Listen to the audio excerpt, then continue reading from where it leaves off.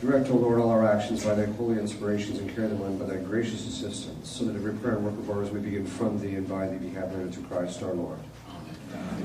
Mary, Queen of Angels, pray for us. In the name of the Father, Son, and Holy Ghost. In spiritual warfare, there's essentially 7 kinds of spiritual diabolic influence. The first one is of things and animals, which is called infestation. So I want to go into the different kinds so that you get a sense of what the complexion of the warfare looks like. In relationship to human beings, there's 6. So the first one is ordinary temptation. And we're going to talk a little bit about human psychology. Don't worry, there's not an exam afterwards, so you don't have to worry. But basically in human psychology, we're just going to talk about a few things here. The first is we have 5 senses. Most of this people should know to have some degree. And there's this thing called the common sense power. Now, most people wouldn't know what that is, but that's the fact that there's a part of the brain that unifies all the 5 senses and expresses those, the information from those, into the imagination.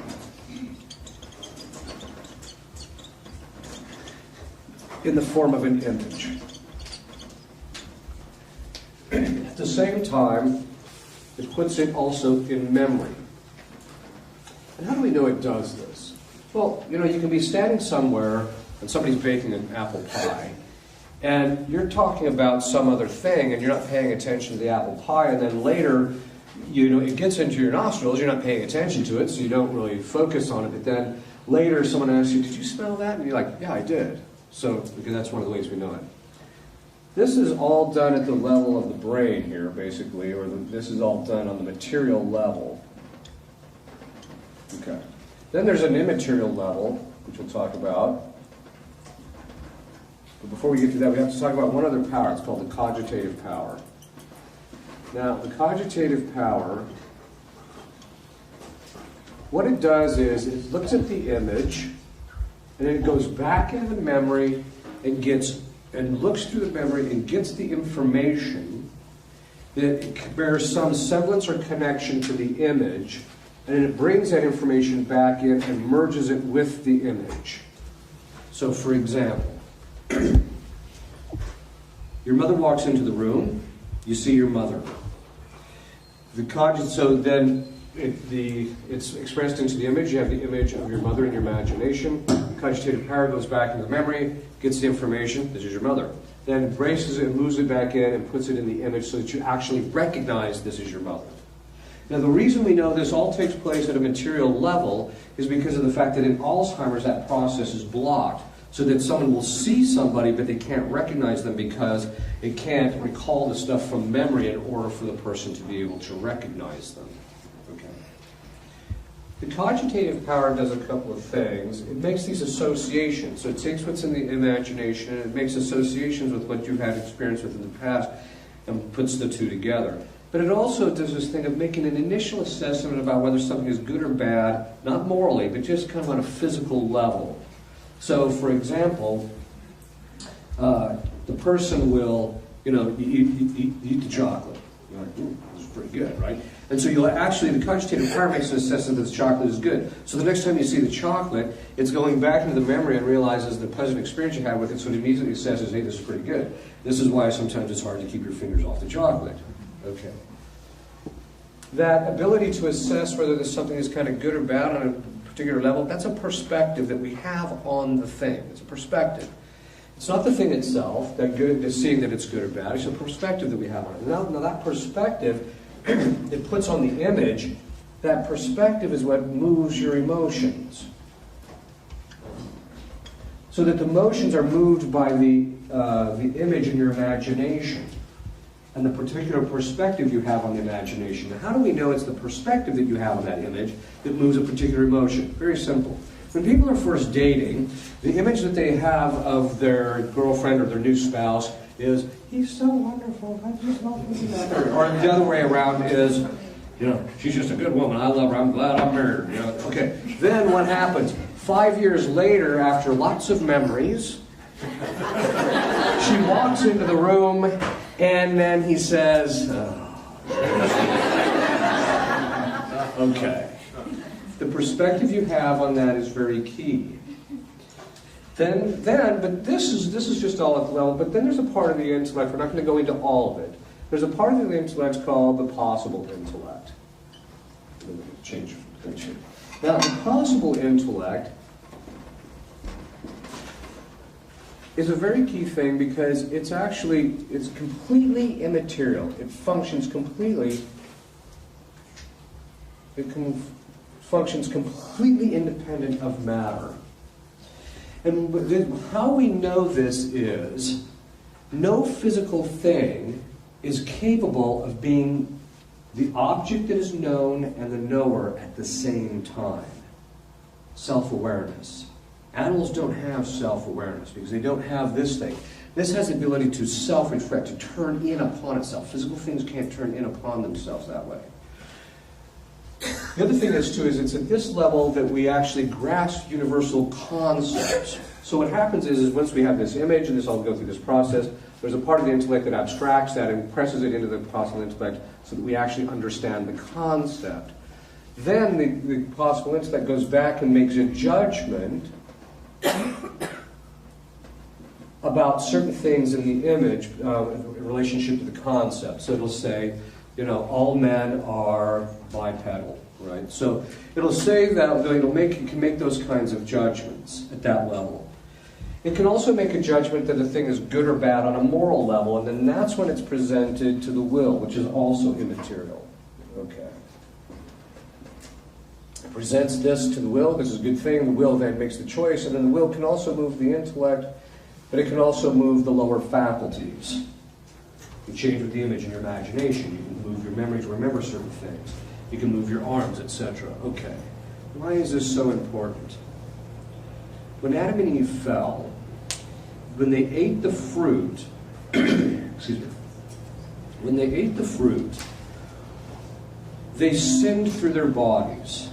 And as a result of eating the fruit, which is a sin through the body, what they ended up doing because they committed that sin through their bodies became subject to diabolic influence. And because of the inheritance of original sin, our bodies are also subject to diabolic influence now. In other words, Satan tempted them through their bodies, because what happened? Eve sees the serpent talking. By the way, Adam committed the same sin. It's just we know how it plays itself out because in Scripture it's recounted about Eve. So she sees the serpent talking. Now, Eve she knew animals don't talk because she had infused knowledge. So she should have looked at that and said, Dad, there's something not right here, I'm out of here.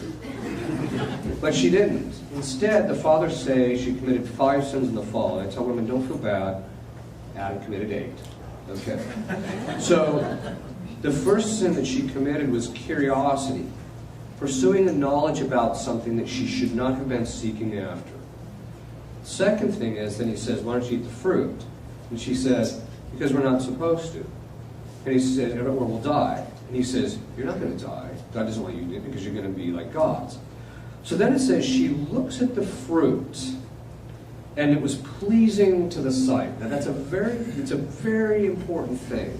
Before the fall, our emotions were perfectly subordinated to reason. There's 2 kinds of emotion. There's what they call antecedent emotion. These are what occur before you really think about it or contrary to your reason. You don't want to feel this way, but you do. Then there's consequent emotion, and those are those that follow upon thinking about something. I really like this, and so then you start getting the emotion of actually wanting it. Okay. What happened is before the fall, and Christ and Our Lady only had consequent emotion. Their emotions never moved at any time contrary to or without the express permission or confirmation of reason. After the fall, because Eve looked at the fruit, she took delight, which is another way of phrasing, the delight is one of the emotions. She took delight in something that was contrary to reason. So before they had the preternatural gift where the lower faculties were perfectly subordinated to reason, because she took delight in the thing contrary to reason, she confirmed the lower faculties in pursuing an object of consideration contrary to or without reason. That's how we got stuck with this problem. Then, of course, she ate the fruit. And she committed disobedience. So, but she committed the sin through her body, which means that through that process, because Satan was saying, hey, come over here to this order rather than God's order, when she ate the fruit, she stepped out from underneath that order and became under the order of Satan through her body. We are now stuck with that. That is the complexion of spiritual warfare. The spiritual warfare, even though demons do attack things externally to us, the primary battlefield is our own bodies. And so the demons have access to our imaginations, our memories. This is why I tell guys, never look at pornography. Because if you look at it, the demons can now make use of it. Because they can go back into your memory and drag it out and use it and put it in your imagination. Demons can move our emotions. So let me give you an example of this. And they can move the cogitative power, imagination, and memory. The wife decides she wants to give her husband breakfast in bed because she loves him. She wants to perform an act of charity, and it's his birthday. So she comes in, and it's 7 o'clock in the morning, and she says to him, when are you getting out of bed? Thinking to herself, that way I can time exactly when he's getting ready to get out of bed to give him the breakfast. So that's what she's thinking. What does he hear? The demon steps in, changes the perspective, because he can move the cogitative power to put a very distinct perspective on the thing, affect her judgment as a result of that, because judgment has to look back down to the image to make a judgment, and he can affect how that man thinks by affecting the perspective on the image. So then what does he hear? The demon steps in and he's here, you are lazy. When are you getting out of bed? And that's what he hears. I mean, he hears the words, when are you getting out of bed? But the demon puts the perspective on it. She thinks you're lazy. All right. So the point being in all of this is that one of the first form of diabolic influence in relationship to human beings is what's called ordinary diabolic influence. It's a form of temptation. And temptation essentially comes through either introducing something into the imagination, or moving the cogitative power to put a particular perspective on it, or moving our emotions. And they can actually make us feel certain emotions. So this is a very important point, because demons can actually reward people emotionally for sin. So that when a person commits a sin, the demon can move the emotions so that the person feels good about what they just did. Okay. Everybody is subject to this. The only person that was not subject to temptation was Our Lady. She's the only one. Everyone else has been subject to temptation. And it's by varying degrees. And it's all based upon what God sees as what's best for you spiritually. He never allows the demons to influence us unless it somehow could be moved to our spiritual advantage. This is a very key point. Demons are on an extraordinarily short leash. This is a very important point. People have this idea that they just get to go marauding around doing whatever they want. It's not the case. There is literally not one iota of the spiritual battle of which Christ is not in absolute control over. It's his chess game, and they know it, and they obey it, and they have to, and they can't do certain things unless he allows it. So this is very important, because you have to realize that God allows demons into your life from time to time in order to strengthen you for your spiritual benefit. You just have to make sure you fight it properly. Okay. And how do we know this? Well, we just know it by revelation, for one thing, but we also know it because, during various instances in which Christ deals with the demons in the Gospels, they're always asking him, like they ask to go into the pigs, which basically tells you what? It's up to him to determine whether they get to go into the pigs or not, right? So this is a very important point. One time, this one woman, the demon, he was possessing the woman's lower back. And I said, we possessing the part of the lower back. By the way, when I talk about my conversation with demons, I'll put it colloquially like I would with a human being, but that's not at all how it works. During the session, it's very brutal, and I'm hammering the guy, and I'm commanding him. In the name of Jesus Christ, I command you to tell me X. If he doesn't do it, I just keep hammering until he tells me X. Then I can move on to the next thing. So I'm going to put together colloquially what he says after what was really a severe beating on his part. Okay. So he says, I said, why are you possessing the lower part of the woman's back? And he said, I don't know. I said, what do you mean you don't know? And he says, when I entered, Christ restricted me to that part of her body. That's interesting. Then, at another time, I had another demon who kind of, one time during the, he was the Noonday Devil, mentioned in Psalm 90, which, by the way, there is a guy. Found out later, after researching the fathers about him, that he's actually the demon of the midlife crisis. That's what the fathers call it, midlife crisis. I'm like, wow, that's interesting. Okay. So when you see these guys driving around Ferraris with 20-year-old girls, you know there's the Noonday Devil somewhere. Okay. So he says to, he's one time at point, he just stops at me and he says, if you weren't being protected, I'd snap your neck. So I thought to myself, I wasn't afraid. I went, actually, he's right. He is protecting. Christ is protecting me for quite a bit, right? So the point is that the degree of protection Christ has us protected. He only allows the demons to do certain things at certain times in order for our spiritual benefit. And that's a really key thing to understand. People say, well, why did God allow this woman to become possessed? She didn't do anything to become possessed. That may be the case, but he allowed it so that the person would grow in holiness. Some of the people I've seen that are possessed are some of the holiest people I have personally ever met by the time it's all said and done with. Because they don't have the liberty like the rest of us of just sitting on our laurels and resting and being slothful in our spiritual life. They don't have that luxury. If they're going to have any semblance of sanity and a moral and a normal life, they literally have to fight tooth and nail all the way out of the barn. So they just don't have that luxury. Okay. In a certain sense, they're in a better position than we are, ironically. Some people, look, the worst thing isn't being possessed, the worst thing is being in the state of moral sin. Okay. So the demons have this ability to put those temptations on there, and they have the ability to pick at us rather regularly in relationship to certain things. Again, Christ permitting. So that's the first kind, ordinary temptation. The next one is called, sometimes by some exorcists, it's called vexation. Some exorcists call it dolor in Latin, which just means pain. And that is the prerogative of saints. It's when people, certain saintly people, are allowed to be physically accosted or beat up by demons. So, St. John Vianney, Padre Pio, there were certain people just historically that they were physically beaten up.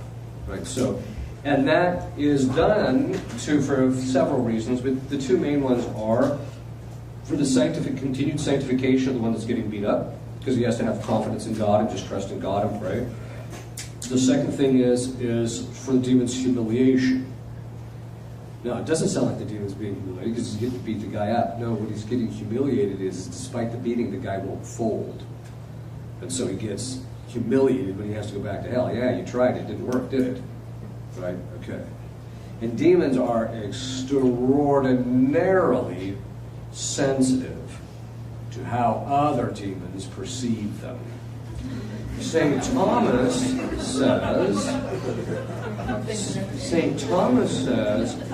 that the sinner is concerned about his externals, whereas the holy man is only concerned about his interior life. The demons show that in spades.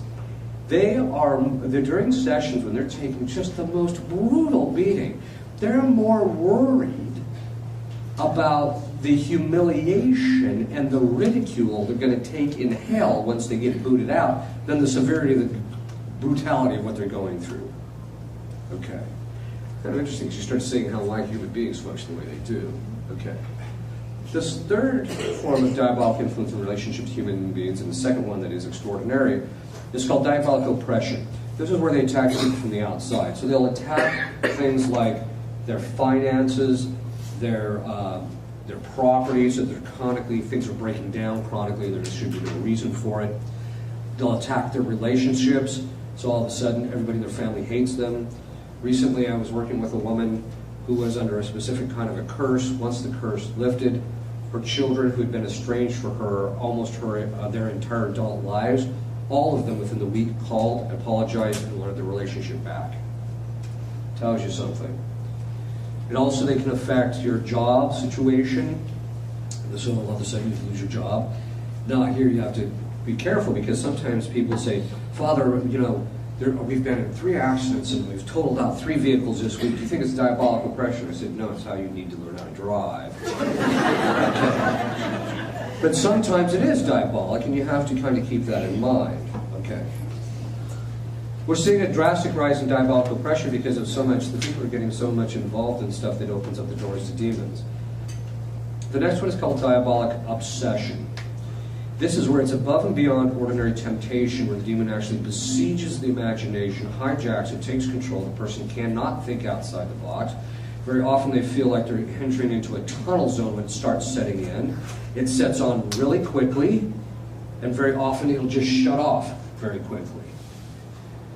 It also is usually accompanied by a feeling of heaviness and extraordinarily strong emotions, which don't necessarily have any connection to anything that's real. So a person who's diabolically obsessed will wake up in the morning and all of a sudden they're just angry and they don't know why. There's no reason why. Everything is fine externally to them and they're just extraordinarily angry. Or they're extraordinarily depressed, etc. And then things will go along, all of a sudden, boom, it just lifts and they feel fine and almost symptom-free. Okay. Then there is diabolic possession. And diabolic possession is where the demons take possession of either the part or the whole of the body. Now, if they take part of the whole, if they take possession of part of the body, it's called partial possession. And it means that there's some particular part of their body that the demons actually possess. It can be any part of the body whatsoever. Anything down to one woman, it was her elbow. I mean, you do the strangest thing. One time I had this demon, I commanded you to put this on the part of the body you're possessing. She stuck it on the top of his head. And then we found out that's exactly the part where, and the reason he was possessing that part of her head is because she became possessed through a mortal sin of pride. One of the demons tempted her, you're better than everybody else. She got sucked into it, gave consent to it, and boom, that's how he got in.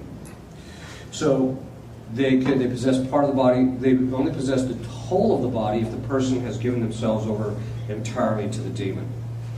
It is entirely false that you have to give consent to the possession for it to happen.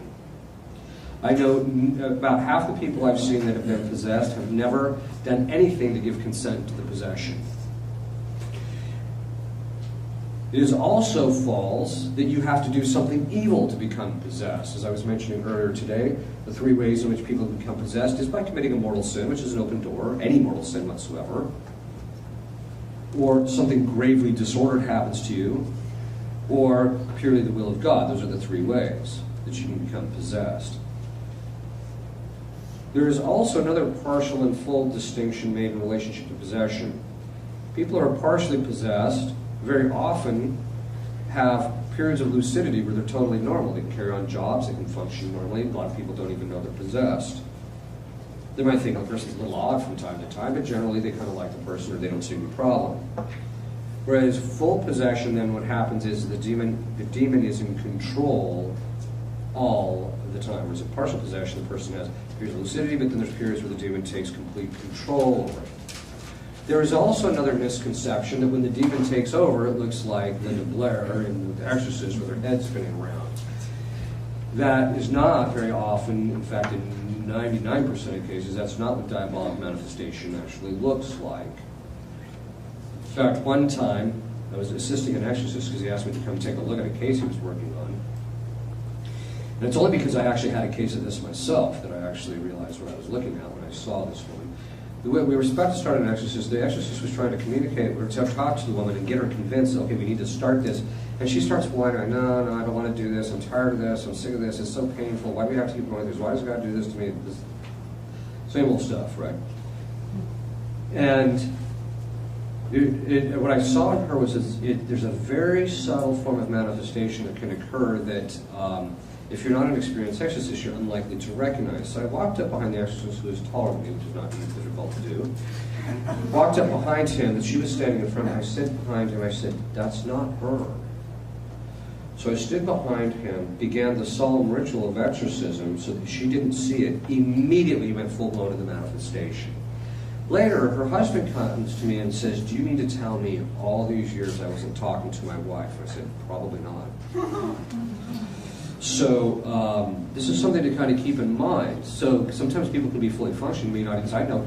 I know a woman who suffers from manifestations rather chronically, and people don't even know that the demon's manifesting. I can look and say, oh, there he is. All right. There are 4 essential signs of possession. There are primary signs, there's ancillary signs, there's certain psychological patterns that are very distinct from diabolic patterns of behavior, and there's a way to actually distinguish the two, even independently of a full-blown psychological exam, or even independently of praying over the person. But sometimes you have to do it in order to give the full determination. But there are different, very distinct psychological patterns you'll see with someone who's mentally ill as opposed to someone who's diabolically influenced.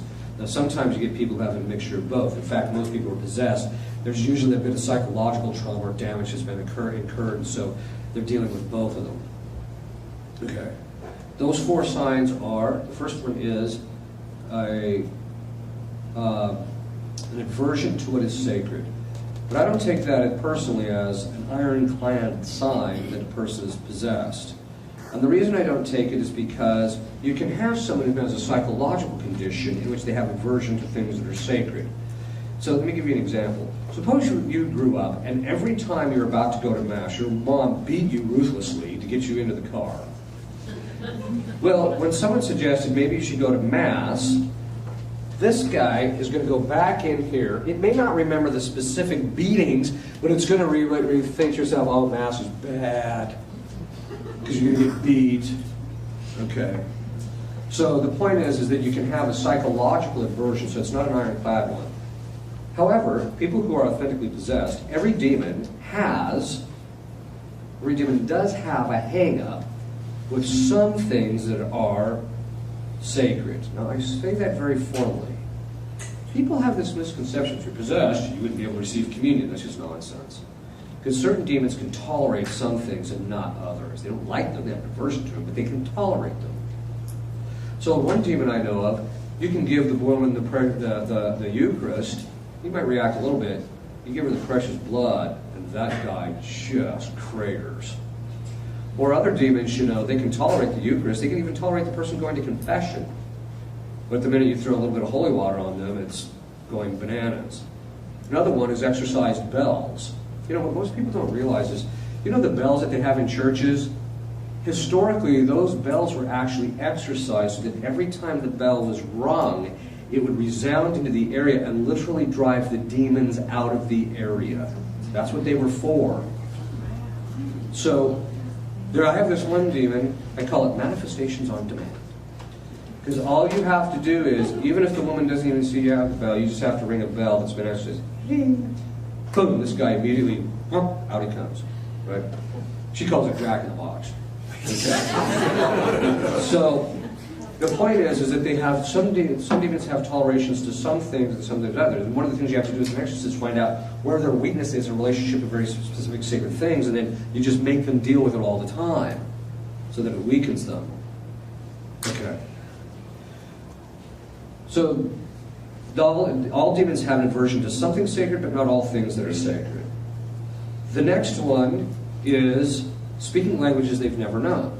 The person has never studied, they've never had access to, etc.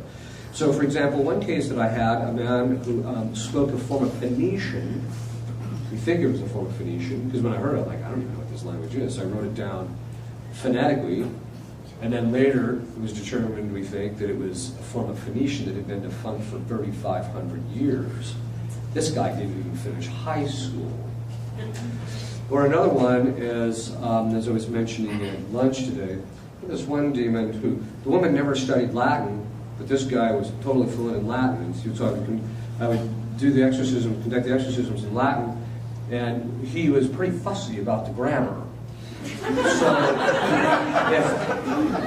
if I used the dative case when the ablative was required, or when the accusative was required, he would just ignore me like, I don't have to deal with this. But then I would do it right, and then he would immediately obey. So some people, and part of the reason is too is that it's because the person's fluidity. Now sometimes you hear psychologists suggest stuff that's a bit of nonsense. They'll say things like, well, he could have heard the language sometime in his life. Okay, let's say for the sake of argument that's true. Can you learn a language in one hearing of the language? I don't think so.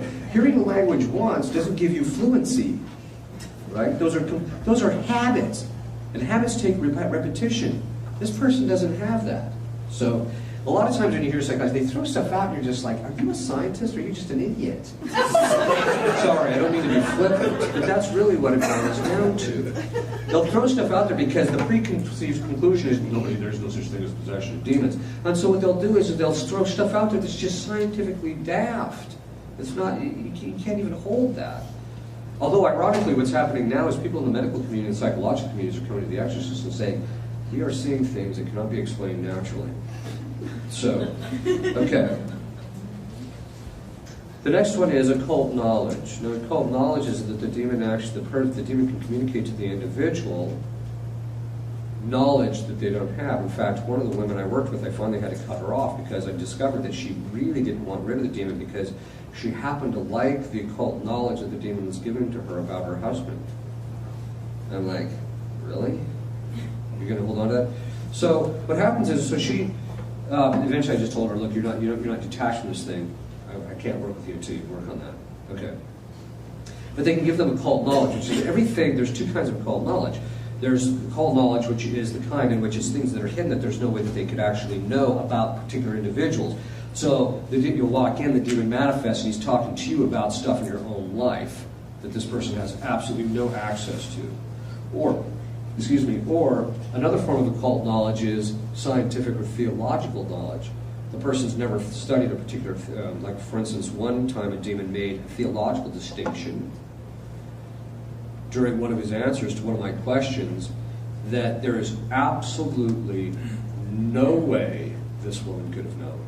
There's just absolutely no way. In fact, after the session, because she would go through, she was lucid for most of the sessions where the demon was manifesting, took control of her body because she could hear and see what was going on. She said, what does that mean? She didn't even know what it meant. It's kind of funny because the demon's nickname for her is he hates her so bad. His nickname for her is that stupid woman. So one day he was calling her, talking to her, jabbing her ear, and calling her that's, you're a stupid woman. So she turns to him and she says, I might be stupid, but at least I'm not foolish. Ooh, boy, I shut him up for a little while. Okay. All right. The next one is those things that are beyond human capacity to do. This includes everything from supernatural strength, that there's no way that this, 90-pound boy should be able to lift two grown men off their feet, that kind of thing, to levitation, which is exceedingly rare. I've only seen it twice in all the cases I've looked at. Other exorcists say they've seen it more often, but it's not that common. Another form is what's called morphing. This is where the person changes shape. We're not talking about just making a face. The person's facial structure actually changes. So, for example, one of the demons I've dealt with so much is Beelzebub. I've had him in 3 cases, dealt with him a long time in one case, to where as soon as he shows up, I know who I'm looking at. It's just like recognizing someone else on the street. It's because immediately the jaw extends out about 1 inch to 2 inches on each side, the head narrows, the eyes go together, and they immediately turn bloodshot all within a couple of seconds. And so, well, there you are again. Okay. So, the point being is that they'll do things, that changing of shape is actually the most common form of manifestation that you're going to see as an exorcist. People will say things like, well, doesn't that scare you? No, not really. At this point, it's just part of the landscape. You just realize that's what demons can do, and all you're interested in is learning and figuring out, what can I learn from this in order to get this guy out? That's what you're really after. The church says in possession that when you're doing exorcism, there's essentially 5 things that you need to learn to get him out. Now, sometimes you can just say some prayers over people, which I've done, where the possession is mild enough, you say the prayers, just some minor deliverance prayers even, and boom, the guy is out. Other times it takes years. So, and they can go on for quite a while. So when they go on for a little while, the church says there's essentially 5 things it says in the ritual you want to learn. The first is how many there are, because more than one demon can possess a person at a time. And also, the same demon can possess a number of different people at the same time. I've actually had that, where one demon was possessing 2 different people I was working with at the same time. The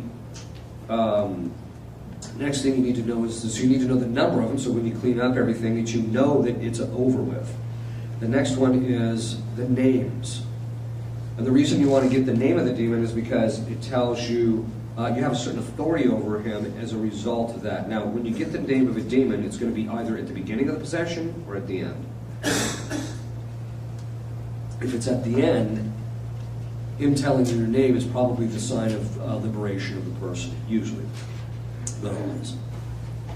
If it's at the beginning, it means it doesn't have any real bearing or connection on the person's liberation. So the demon will kind of cough it up, although they usually don't like to, only because they know that once you have it, it gives you a certain authority over them. Their name also tells you who they are, so you also know what their weakness is. So as soon as I found out that this guy, the demon said, my name is Meridiano. I'm like, Meridiano, I've seen that somewhere. I've seen that name. So then that night I was doing compline, and in Latin the phrase is Demonio Meridiano, which is the Noonday Devil. I'm like, ooh. So the next session, I just started reading Psalm 90. I didn't even get to that part. As soon as I started reading Psalm 90, he was just fit to be tied. Right? I was doing it in Latin, so the person who was there didn't even know Latin. Okay. Then I went and I did research on him and found out, and I started taking notes of the characteristics of this guy. I went into the next session and I said, well, this is the guy you're possessed by, and I started reading the characteristics. At the end of it, his wife's mouth is just completely wide open. And I said, okay, what's with the reaction? She said, that is a complete description of my husband's personality. This is a very important point. Demons get a certain kind of a glory in hell when they are able to replicate their own personality and their own personality disorders in other people. It's one of the reasons they like to do it. They like to make people into their own little image of themselves. So sometimes when you look at a person, you're realizing what they're struggling with, that usually just tells you something about the demon. And you can sometimes size people up, especially if they've been possessed for a long time. What's their personality characteristics? And very often, about 2/3 of those are the demon's characteristics. And then all of a sudden, when they get liberated, they're so different, everyone's like, who are you? So, okay. The next thing that you want to learn is how they got in. Because sometimes how they got in is going to tell you how they got out. How are you going to get them out? The next one is the time and date of the departure. I rarely ask that one. I mean, I do it in the ritual, but I rarely press the demons for it because I find they lie chronically, obviously. They lie about that one particularly, and the reason they like to do that is because for them it's all a psychological game.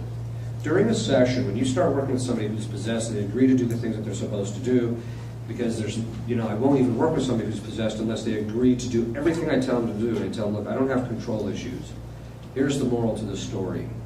After this is all done with, if you never see me again, it's not going to hurt my feelings. But it boils down to this. If you insist, the possessee, if you insist on being in control, the demon's in control of you, which means he's in control. So you have to see complete control over this thing. To me, you have to do exactly what I tell you to do.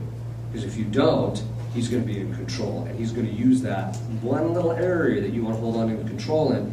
That area is going to be the one that he's going to use to take you down and block your liberation, which is very true.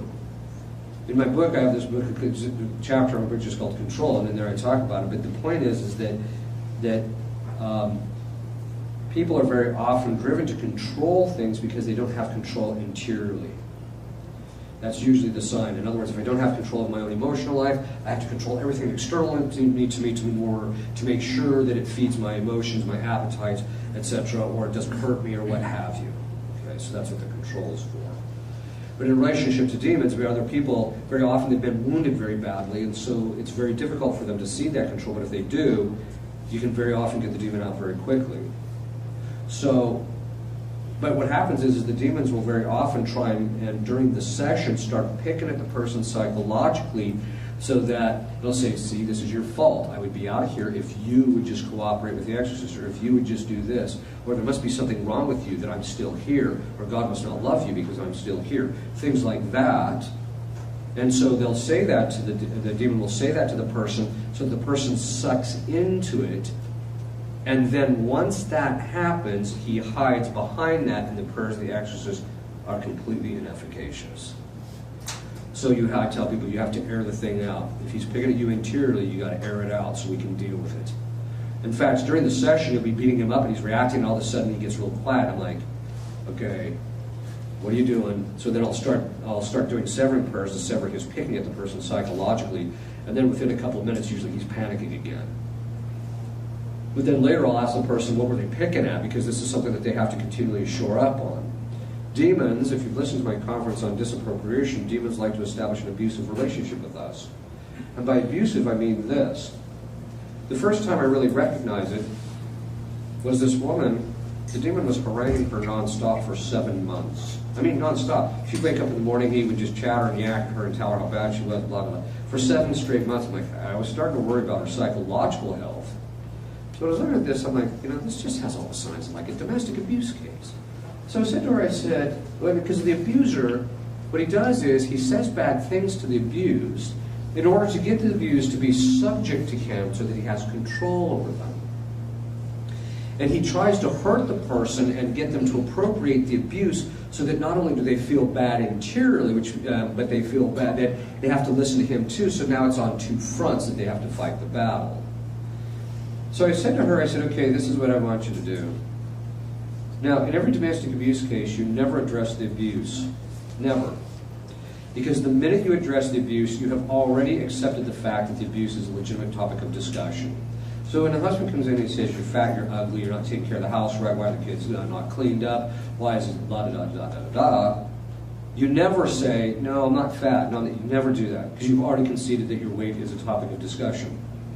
What you do is you say, if you have a problem with that, that's your problem, not mine. So I said to her, this is what I want you to do. Every time he says something, I want you to turn to him and say, if you have a problem with that, that's your problem, not mine. He just shut up for like a day and a half. I'm like, ooh, that was pretty good. So then he started it up again, and then she would just beat him up and do that. And so what I began to realize is that the stuff he was haranguing her about was his own hang-ups, his own problems, that he was trying to misery, love company type of thing, but also wound other people so that he doesn't feel so bad about his own woundedness, his own dysfunction and disorder. So then the next week, I said to her, okay, so I said, this is what I want you to do. I want you to go down the list of every single moral, psychological, and spiritual problem you think you have, and I want you to unload it on this guy. Which she did. She came back a week later, and you could tell there was quite a bit of a difference. And she said, once I did that, what I discovered is that about 80% of what I thought I had problems with was just him picking at me. Over here. It's all this. Consistently. Once I got rid of it, disappropriated it, he stopped completely that area, and I found out I didn't have a problem in this area. I just didn't have a problem. So then she said, but there was a couple of other things that I realized, well, I got him out of my hair on these things, but I still have inclinations that, so I think those are my honest defects, and so I've got to work on those. So she started working on those, and she was actually able, the first time in her life, advance in virtue in those areas that she had been blocked by in the demons in relationship to that. The 5th thing that you need to know is the time and date of the departure. How am I going to know you're gone? What's the sign that's going to show to me that you're actually gone? And it can be everything from nothing happens when you pray over them, all the way to, the lights will blow out, or, a variety of different things. Just be a whole different thing. Or the person will see light, you'll hear a trumpet sound, or something like that. That's going to be the sign. Okay. There are 6 stages of liberation and possession. By the way, the last kind of diabolic influence is called subjugation. That's where a person makes a pact with the devil. People who are perfectly possessed, that is fully possessed, they have made a pact with the devil. And by the time they get to that point, the possession is so perfect, it is impossible to distinguish the person from the demon as far as the personality goes when you're dealing with them. Okay. There's 6 stages of liberation. The first is the discovery phase. This is the time when you realize, okay, there's probably something here that's a little bit more than just, the person's a little psychologically off. So, for example, one time a psychologist sent a woman to me, and she said, I think this person's possessed. I said, well, why do you think that? I was talking to her, and she said that she hears these voices and talks to these voices. And I said, so the psychologist asked, well, how do I know that, there's these spirits talking to you? And she says, well, one of them's looking out at you with my right eye. So she looked up at the right eye, and instantaneously turned glowing red, like it did in Hot Does in Hollywood, and then flew back to its original color. Okay, I think we've discovered something. The point is that there's usually some type of preternatural manifestations. In demons, there's two kinds of demons. There's open and closed. Open demons are the ones that the minute you walk in, they're in your face, and it's full-blown, and it's game on from the very beginning, and they don't hide. But then there's closed spirits, which tend to hide. And the general principle is with demons is that hiding is better because it's harder to discover the person. But demons are showmen. They really have an issue of, looking good in front of the guy, their buddies down in hell. So what they do is they'll show themselves from time to time in manifesting through the individual at certain times. So the person will see normal, then all of a sudden they're just out of their mind, and then they see normal again, and then they're just out of their minds. Dr. Jekyll and Mr. Hyde. Okay. So those kinds of things will happen. So the first is the discovery phase. The second phase is what's called the obfuscation phase. People have figured out there's probably something there, but the demon tries to obfuscate or make it confusing or confuse the exorcist or the person or the people around them that, no, my problem is just psychological. No, I just need on a different medication. No, I need this. If this just wasn't in my life, I'd be okay. Things like that. During that time, once the discovery, they bring them to you during that obfuscation phase, or during extensive interviews, I'm talking to them about this to establish what are the patterns in the person's life to see if it's actually diabolic. So then you start praying over them at that time, and it's usually during that time that the demon will manifest itself, like changing shape or what have you. So there'll be this manifestation. Once the demon manifests in a clearly preternatural way, then you know the demon is there. And he knows once that happens, there's no point in hiding anymore. The only time he'll hide is when he's trying to avoid his beating, not because he doesn't think he's trying to obfuscate anymore. So then you enter into stage 3, which constitutes the bulk of the battle. That's when you do a lot of exorcisms. You're beating the demons up, and it's called the battle phase because it's the phase in which you're basically slowly conquering the demon through the battle. So that by the time you get to end of stage 3, you have almost complete control over the guy. During that phase, the exorcist is often attacked, not physically, although once in a while that happens, but it's usually pretty minor. But you have to be careful, you have to be cautious, because sometimes they can do things in a way that will actually cause you physical harm or other people physical harm, but there's ways to kind of clamp down on that. But they'll usually attack the exorcist or one of the assistants interiorly, where the person experiences the same thing that the person who's possessed has experienced.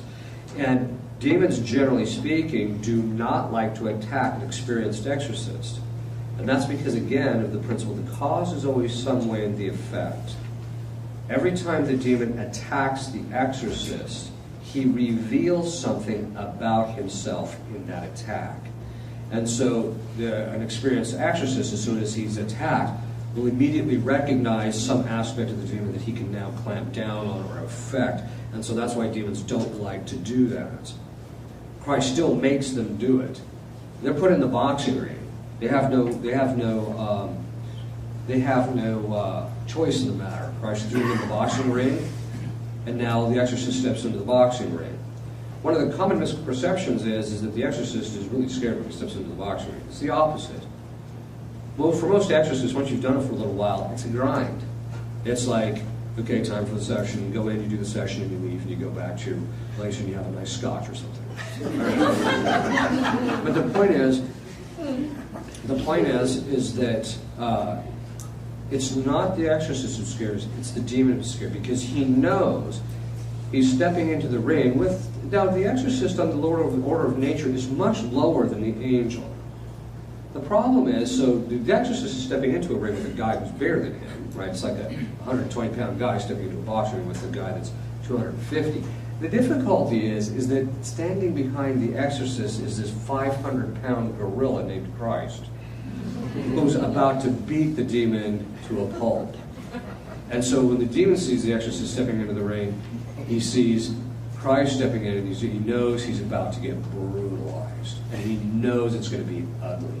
He knows he's going to be humiliated. He knows he's going to be tortured. He knows that in the end it's just going to be to his detriment.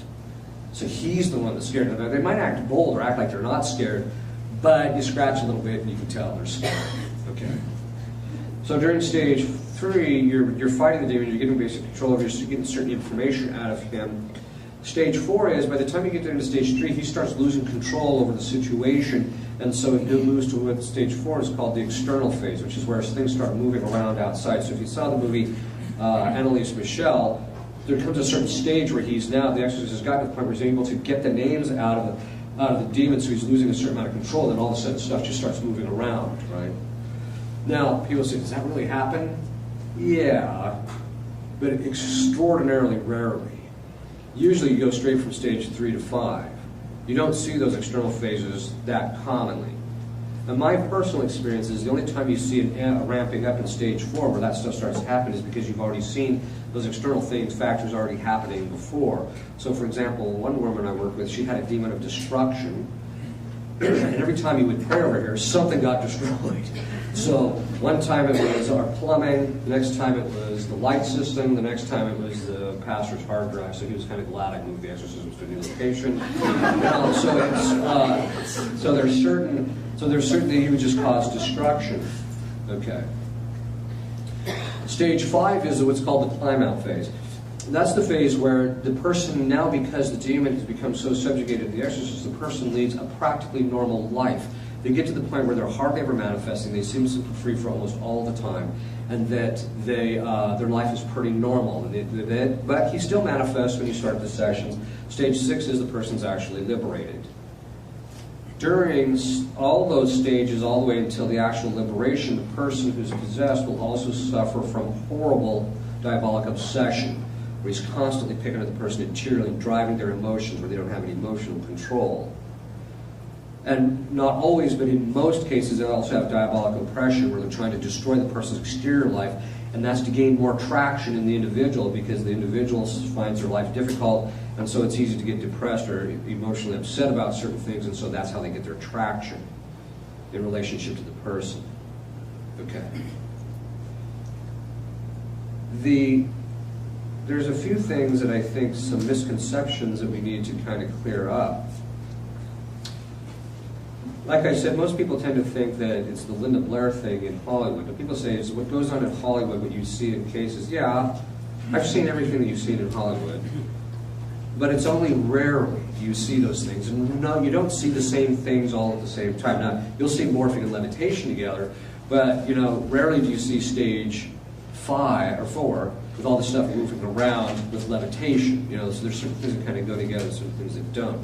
So you're not, Hollywood puts it all together to give the dramatic effect. And usually it's a bit of a grind. Usually you step in, you do the exorcisms, the demon manifest, you beat him up for a while, then you get it to calm down, and then you go, and then the person comes back the next day, and you do it all over again. What we've discovered is that demons have a very distinct psychology. Since I've written 3 books on psychology, ever since I've been an exorcist, which has been 10 years now, I've been paying very close attention to how demons function psychologically, so that it's easier to distinguish between a diabolic personality and a human personality. But one of the characteristics of a diabolic personality that's different from human beings is that with human beings, if you beat a person non-stop for 2 days, what they will do is they will lose their marbles. They'll go crazy. That's what happens. Demons cannot go crazy because there are no parts to their intellect, so they can't go crazy. Instead, what happens is they start shutting down when they've reached their threshold. They literally get to the point where the pain is so excessive in what the will is experiencing in their intellect that the will becomes incapable of movement. That's what happens. But before then, they go through a stage, so you first start being up to pretty resilient. They can fight and not have to think about stuff. They try not to think about stuff, because really what happens is in possession is, even though you're battling for the body of the person, the battlefield has now shifted to the mind of the demon. That's where the battle's taking place. You force him to listen to the ritual. You say the ritual over him. You force him to think of certain things. You force him to say prayers at times. You force him to reference things. You force him to do these things. So the battle is in his mind now. You transpose it to the battle being in his mind. So during that battle, what ends up happening is that demons are like human beings. They have a certain threshold. I don't know if you've ever saw, not that I would ever recommend you watch the show Family Guy, but there's that one scene where the kid sits there, Mom, Mommy, Dad, Mommy, Ma'am, Mom, and she just does it over and over. And the mom's like, finally the mom just loses it. Why? He runs out, right? So the thing is that what happens is that most people kind of lose their, human beings will lose their marbles. That's not what happens with demons. What happens is, as you start getting to them, their ability to withhold the information begins to break down. They start to weaken. So we've found that if you do 2 sessions a day, back to back, if the person's possessed, the demon's threshold is about a 2 to 3 day period. And once you get into that 3rd day, most demons are weak enough to where you can start getting information out of it. This is one of the reasons as an exorcist we meet with people once a week. Because if you only meet with them once a week, what happens is the demon very often recoups, and that's why a lot of these exorcists are having possession cases that are going on for years. We found if you do it with high intensity for like 4 to 5 days in a whack, where you're at the demon for 2 sessions that last for anywhere from 1.5 hours to 2.5 hours apiece, and you're doing it day after day after day, at a certain point he just starts breaking down. And we found that a lot of people can be liberated in the 4th or 5th day, or you get significant enough information so that in the next time or the time after that, they're liberated. So then, in point in fact, it's only like a 2-month thing, maybe, rather than it dragging out for quite a long period of time. Demons have certain kinds of principles, too. They're very principled. One of their principles is anything but God. This is one of the things I tell people who are, that one of the forms of diabolic obsession that you'll see from time to time is scrupulosity. So I tell people 2 things about the thing, about the relationship with scrupulosity. There's one that it can be, it's not always like, for instance, Teresa of Avila had scrupulosity from a diabolic cause, it was from diabolic obsession. And so what I'll tell a person is look, you're spending too much time thinking about your sin or thinking about your past or things like that, and so the demon's getting what he wants. You think that you're doing a spiritually good thing by trying to figure this thing out, but he's thinking to himself as he's driving it, he's not thinking about God. So I tell the people, look, you're just not that important. Quit thinking about yourself. You're not that important. You just think about God. You just keep your mind on God and don't worry about it. It'll solve itself. Okay. Another diabolic principle is anything but moderation. So you get people, or the demons will drive people to go to one extreme or the other. So they'll either abuse alcohol or they'll refuse to have any of it whatsoever. And I can understand if people have, some type of physiological difficulty or what have you with alcohol or something, or they just don't care for it, that's fine. But sobriety is not a virtue in the sense of it never having alcohol. That is not where the virtue is. The virtue is being able to have the object and being controlled in relationship with lower faculties in relationship with the thing. But it's also true about other things. So demons are constantly trying to drive people to one extreme or to the other. So I tell people, no, the virtue lies in moderation. But what that tells you, too, is that demons want to steal your normalcy of life. They don't want you to have a normal life because they envy you. And so they're always going around trying to steal those things from you by getting you to think, no, you should give that up, you should give that up, you should give that up. Okay, first of all, it's true that you should be detached from every created good, so you should be attached to God alone. It doesn't mean, though, that you shouldn't, because God gets a certain glory when you enjoy the things of this life. And so there's a certain segment of the traditionalist population that tends to think that, I have to give up all pleasure. Pleasure is evil. I have to get away from all this stuff. If I enjoy any of this, it's bad. Well, I tell people, okay, look, I tend to be a Teresian in this sense. St. Therese, one time, was sitting in the convent eating this cake, and she was really enjoying the cake. And one of the nuns said to her, well, if you were a saint, you wouldn't be enjoying that cake. So St. Therese looks over and says, I'm offering it to God. She's not keeping the enjoyment for herself. She's enjoying it for God's sake. So I tell people, this is why I drink scotch and smoke cigars. Anyway, the point being is that anything but moderation. The other thing is that they have a very distinct modus operandi. There's 2 things you have to keep in mind. The first is that the nature of the demon is rarely shown to you. He will almost always drive you in an area of your life that is not connected to his nature. So, for example, one of the common things that you will see is, it's a very common thing. Guys will come to me into the confession, they say, Father, I have done every possible thing I possibly can to stop violating the 6th commandment, and I keep falling. So I'll just ask them, do you have a problem with one of three things? Fear, depression, or despair? 99% of the time they'll say, yeah, I have a problem with fear, or yeah, I have a problem with despair or depression.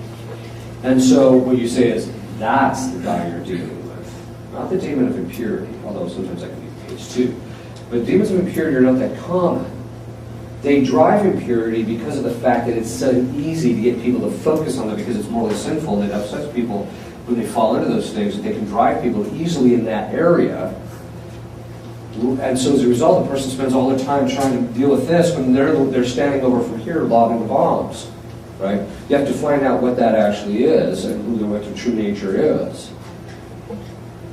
This is one of the reasons why I recommend people, if you're struggling with a particular defect, ask Our Lady of Sorrows to reveal to me what am I dealing with? What's the demon I'm dealing with? What is the predominant defect that I'm dealing with? And very often it will be revealed to you something that's entirely different than what you had thought. Because we're very blind in relationship to those things. So there's the fact that the demon that you're actually dealing with is not always the guy that shows himself. You have to keep that in mind. The other thing is that demons are very hidden in people's lives. Most of the time, there's a general principle. People say, am I possessed now that this woman did this voodoo over me? And I just ask them, well, did you feel any different afterwards? No, then there's probably nothing there. That's a general rule. It's a general principle.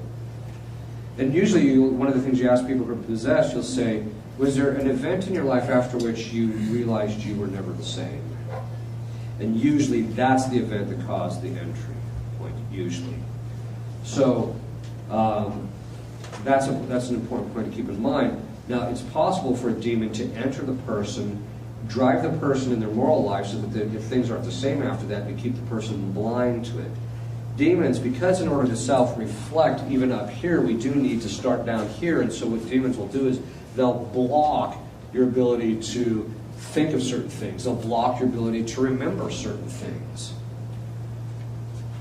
The second thing, so that means that you have to understand exactly how they work. That brings us to the second point, which is that demons have a very distinct way in which they operate. And that operation is very easy. The first thing they have to do is they have to divide.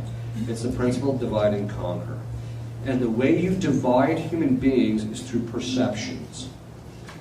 You get people to get a perception in relationship to their spouse or people in their family or what have you, that perception that will automatically perceive the person as trying to hurt them or injure them or what have you.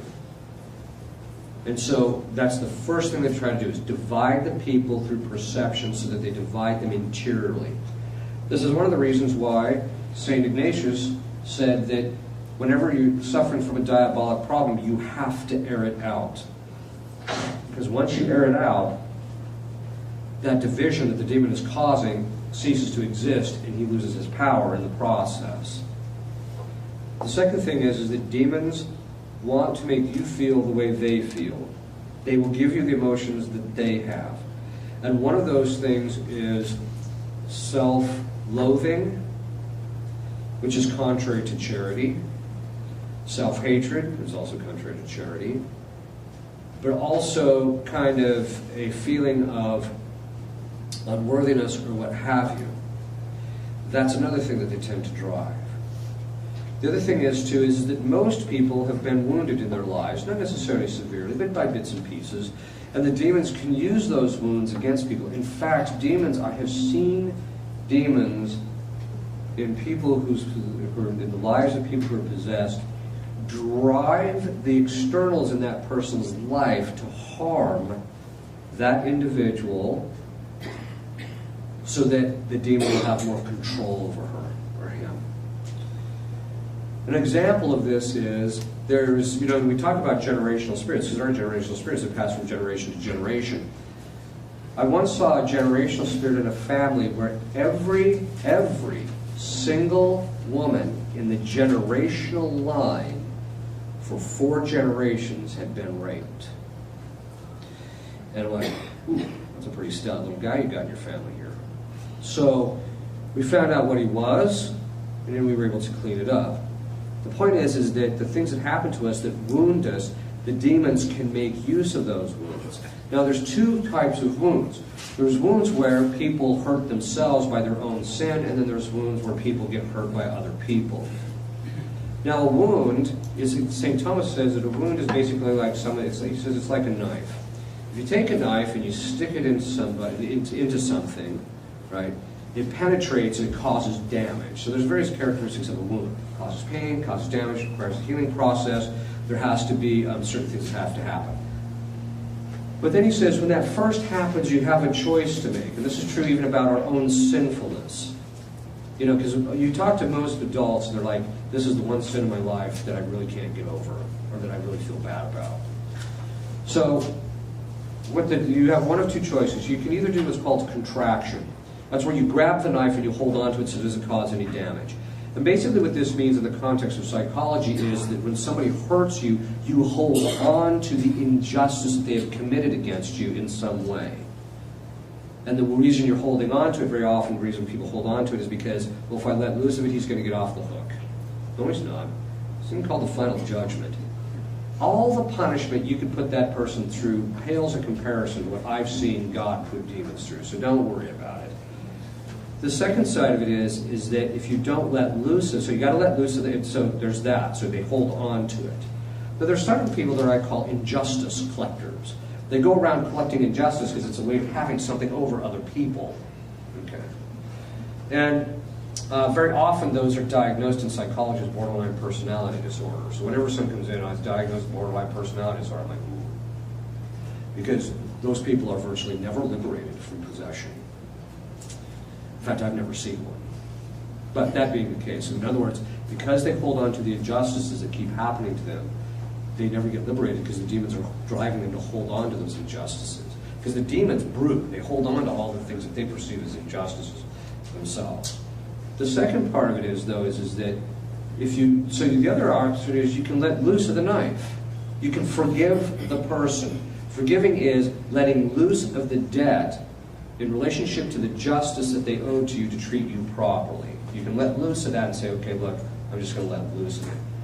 Because then once you let loose of it, once you let loose of the knife, then either you or someone else can pull the knife out. Now, the advantage of doing contraction is it doesn't go any deeper and it minimizes the pain to a certain degree. The problem is that you can't heal from it. It's just going to fester and get worse.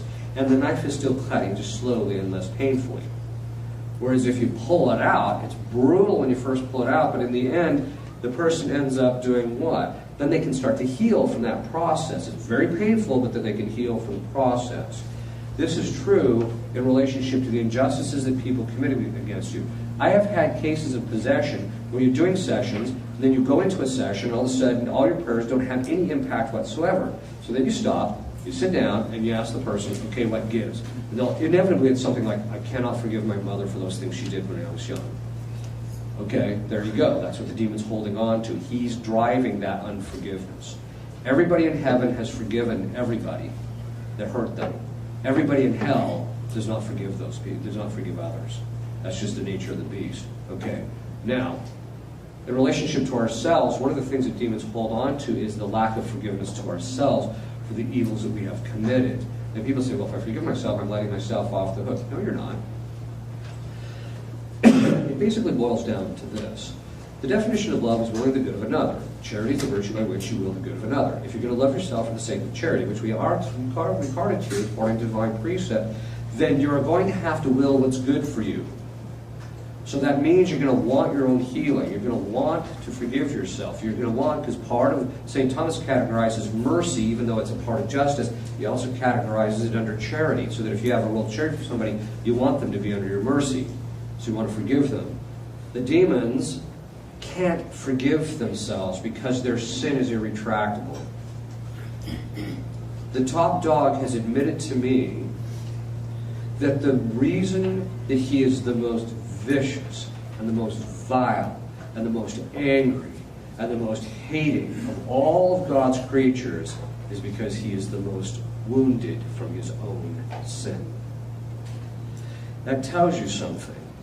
That if we don't let loose of our sin, we let loose of it. So people, and usually I tell people, it's pride. Not letting loose of this is pride.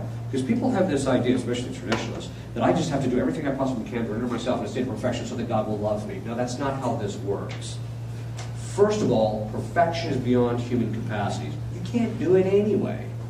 You can't fully root out your imperfection. There comes a certain point in the spiritual life where you just have to cede complete control over to Christ and just cooperate with what He does. Maintaining control over your own interior life, you will never be a saint. It's just that simple. Okay? So, but it also means that very often what happens is with traditionalists is they have a hard time forgiving themselves because they can't bear the pain of recognizing that they stoop to something so lowly. Okay, well that's just a matter of basic humility. Sometimes I'll even ask them, did Christ forgive? Did you go to confession? Yes. So God forgive you? Yes. But you won't forgive yourself? No. Then you're standing in place of God. You're usurping His authority. Because you're telling Him that His judgment is not enough. It's not right. And so you have to stop it. And why am I going into this? It's because the demons will pick at people and maintain that woundedness in relationship to those things, and people just have to be able to forgive themselves in order to get themselves out from underneath the demons. All the people that are possessed, demons can even mimic a woundedness, where they make a person actually think they've been wounded when they haven't. So you get the demon out, all of a sudden they just say, guys, I feel fine now in relationship to that. Okay. We're going to stop there, take a 5-minute break, and then we'll have a Q&A.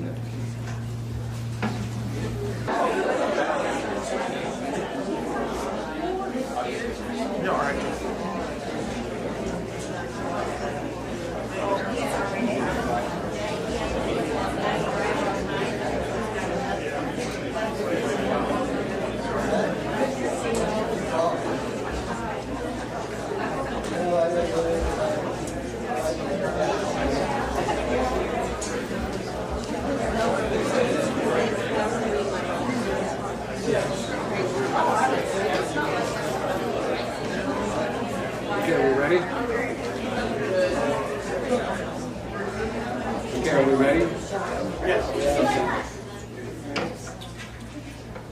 Any questions? Yes. Two things come to mind. One, in analyzing what you said, as a totality there, I got the feeling that everything, the devil is around for each one of us. And that the second question, more or less, is, in my own life, I have found it very hard, and I find it hard in this diocese especially, to find any spiritual direction, you know. A spiritual director is a special gift from God, I think. You know? Yeah, it is. That's so. Yeah, finding a good director is very difficult. I always tell people to find one.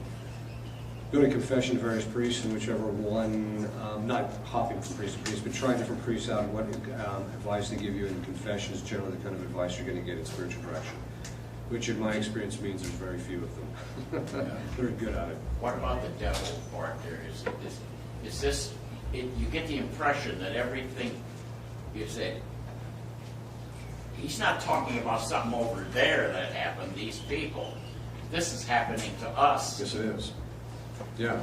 Ordinary temptation is happening to all of us. There's some people who are diabolically obsessed and they don't even know it. So, but we're all suffering from diabolic obsession. By the way, the five of the six, ordinary diabolic temptation, and that is what everybody suffers, and it's ordinary, which means it's common every day. Whereas the other five are considered extraordinary. And they're extraordinary in two ways. One, they're above and beyond what's ordinary, but it's also extraordinary in the sense of it being rare. Everybody is tempted, not everybody is diabolically obsessed.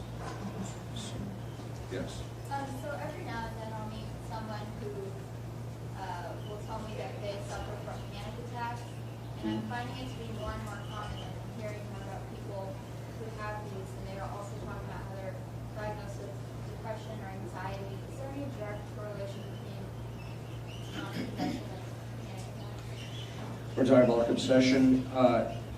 Yes. Let me just first preface it by saying this.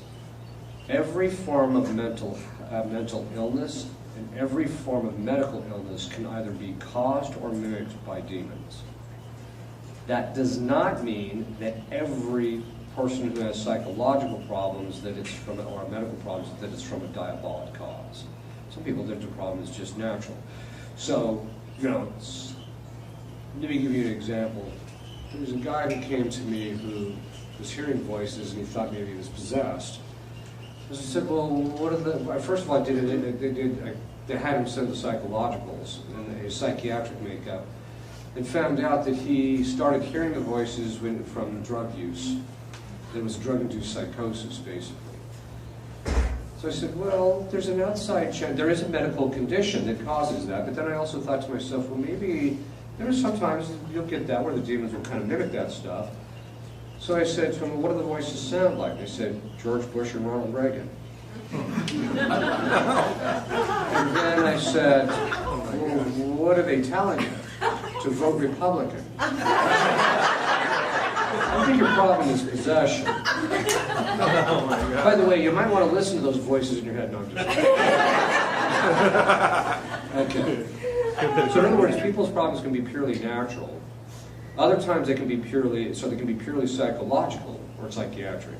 Other times it can be entirely diabolic, so that the panic attacks and the things that the people are suffering. So for example, I'm working with one of my spiritual directees. I agreed to take him on for a very distinct reason, but he suffers from panic attacks. He suffers from those. And after doing a lot of blessings over him, he did not show the signs that it was diabolic at all. It was purely a natural phenomenon that he was dealing with. And it had to do, we did trace it back. We do know what the psychological cause is, and so now he's able he's slowly but surely kind of getting on his feet. There's other people, though, that suffer from panic attacks. You do the blessings over them, and boom, it just stops. So you have to do that. Now, a lot of people, sometimes it's mixed. Sometimes people, because of the diabolic obsession, they've obsessed for so long, they've now developed psychological problems by the habituation of their own minds. So then people say, well, how can you really distinguish one from the other? Well, in diabolic obsession, it has which is distinct from psychological obsession. Psychological obsession is a habit of the mind, where the person's in the habit of thinking something. So, or let's take an example of PTSD, post-traumatic stress syndrome. What that is that cogitative power that has that power of making association. It becomes hypervigilant in constantly making associations in relationship to a specific set of criteria. So guys go off to war, they're constantly being vigilant, watching for the bombs and watching for their buddies and watching it, so that when they come off of that, it's in the habit of mind. And so there's this, and the stress is watching for the danger. So that once they come off of that, that cogitative power is still in the habit. Right? So it's a psychological thing. There is a form of PTSD that is entirely diabolic. I only discovered this when I was a pastor. Numerous guys in my parish had gone off to the Afghan war, and when they came back, they were all suffering from the exact same thing. And one of the guys started telling me about his dreaming pattern. So I said, you know, that does kind of sound like it's diabolic. I didn't tell him that. I said, why don't you come in and we'll do this blessing. So I did a minor exorcism over him twice, and the PTSD was completely gone. And he didn't do anything, no therapy, no nothing. So what you'll see is when the person's problem is psychological, the problem perdures. It doesn't change much. The only time it changes by is environmental factors. Or maybe there can also be some medical conditions which can kind of cause things to kind of ebb and flow. But it'll be very consistent, and it'll only vary just a little bit depending on environmental factors. When you're talking about diabolic obsession, it's more like this. Because Christ does not allow the demon to be at the person all the time. And so they'll go through periods of lucidity where they seem almost symptom-free, and then they'll go through periods where they're obsessing. They can't get their mind off of it. And then, all of a sudden, boom, it breaks, and then they're going through periods of lucidity again. And these can ebb and flow as the time between those two. That's one of the signs. Now, does anybody have recognize what that looks like? Bipolar. I discovered this the first year I was an exorcist.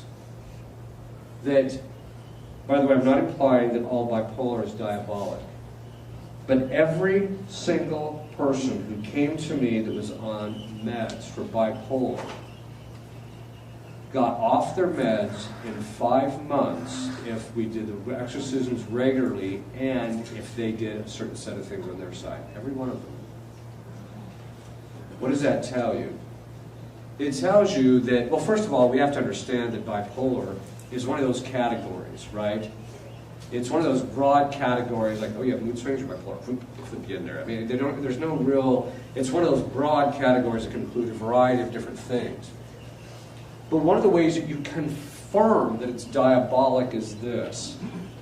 When the person is going through a really bad state, they're in a really bad state and it's been going on for a few days, you tell them, come in and I'll do the blessing. You'll do the minor exorcism, you'll impose hands, ask God for the protection, and then all of a sudden the person will literally feel a lift. And they feel fine. And then a few days, it comes back again. And so that's one of the signs that you'll see when it's diabolic obsession. As the person begins doing what they need to do, they'll kind of go up and down, and they start climbing their way up. They'll get to the very top, and they seem completely symptom-free for a month or so, and then all of a sudden they're going to have 1 or 2 really bad dips. I don't know why. But exorcists have noticed that they see that towards the very last end of it. As long as they maintain their prayers, they're okay. Now, one of the things that is important about this is that pattern, I noticed this about 3 years ago. That pattern of going through being down and then, you know, you do the exorcisms and they have this lucidity for a while, and the more you do it, the longer it gets between times, so that you know that it's a spiritual thing. Whereas if it's psychological and you pray over the person, they're just going to flatline. They might feel a little better because they've had social interaction, but it doesn't change anything at all. Whereas if they have a period of lucidity and feel great for a little while, symptom-free, I think it's wrong, Father, or it's gone. Well, let's wait, let's see.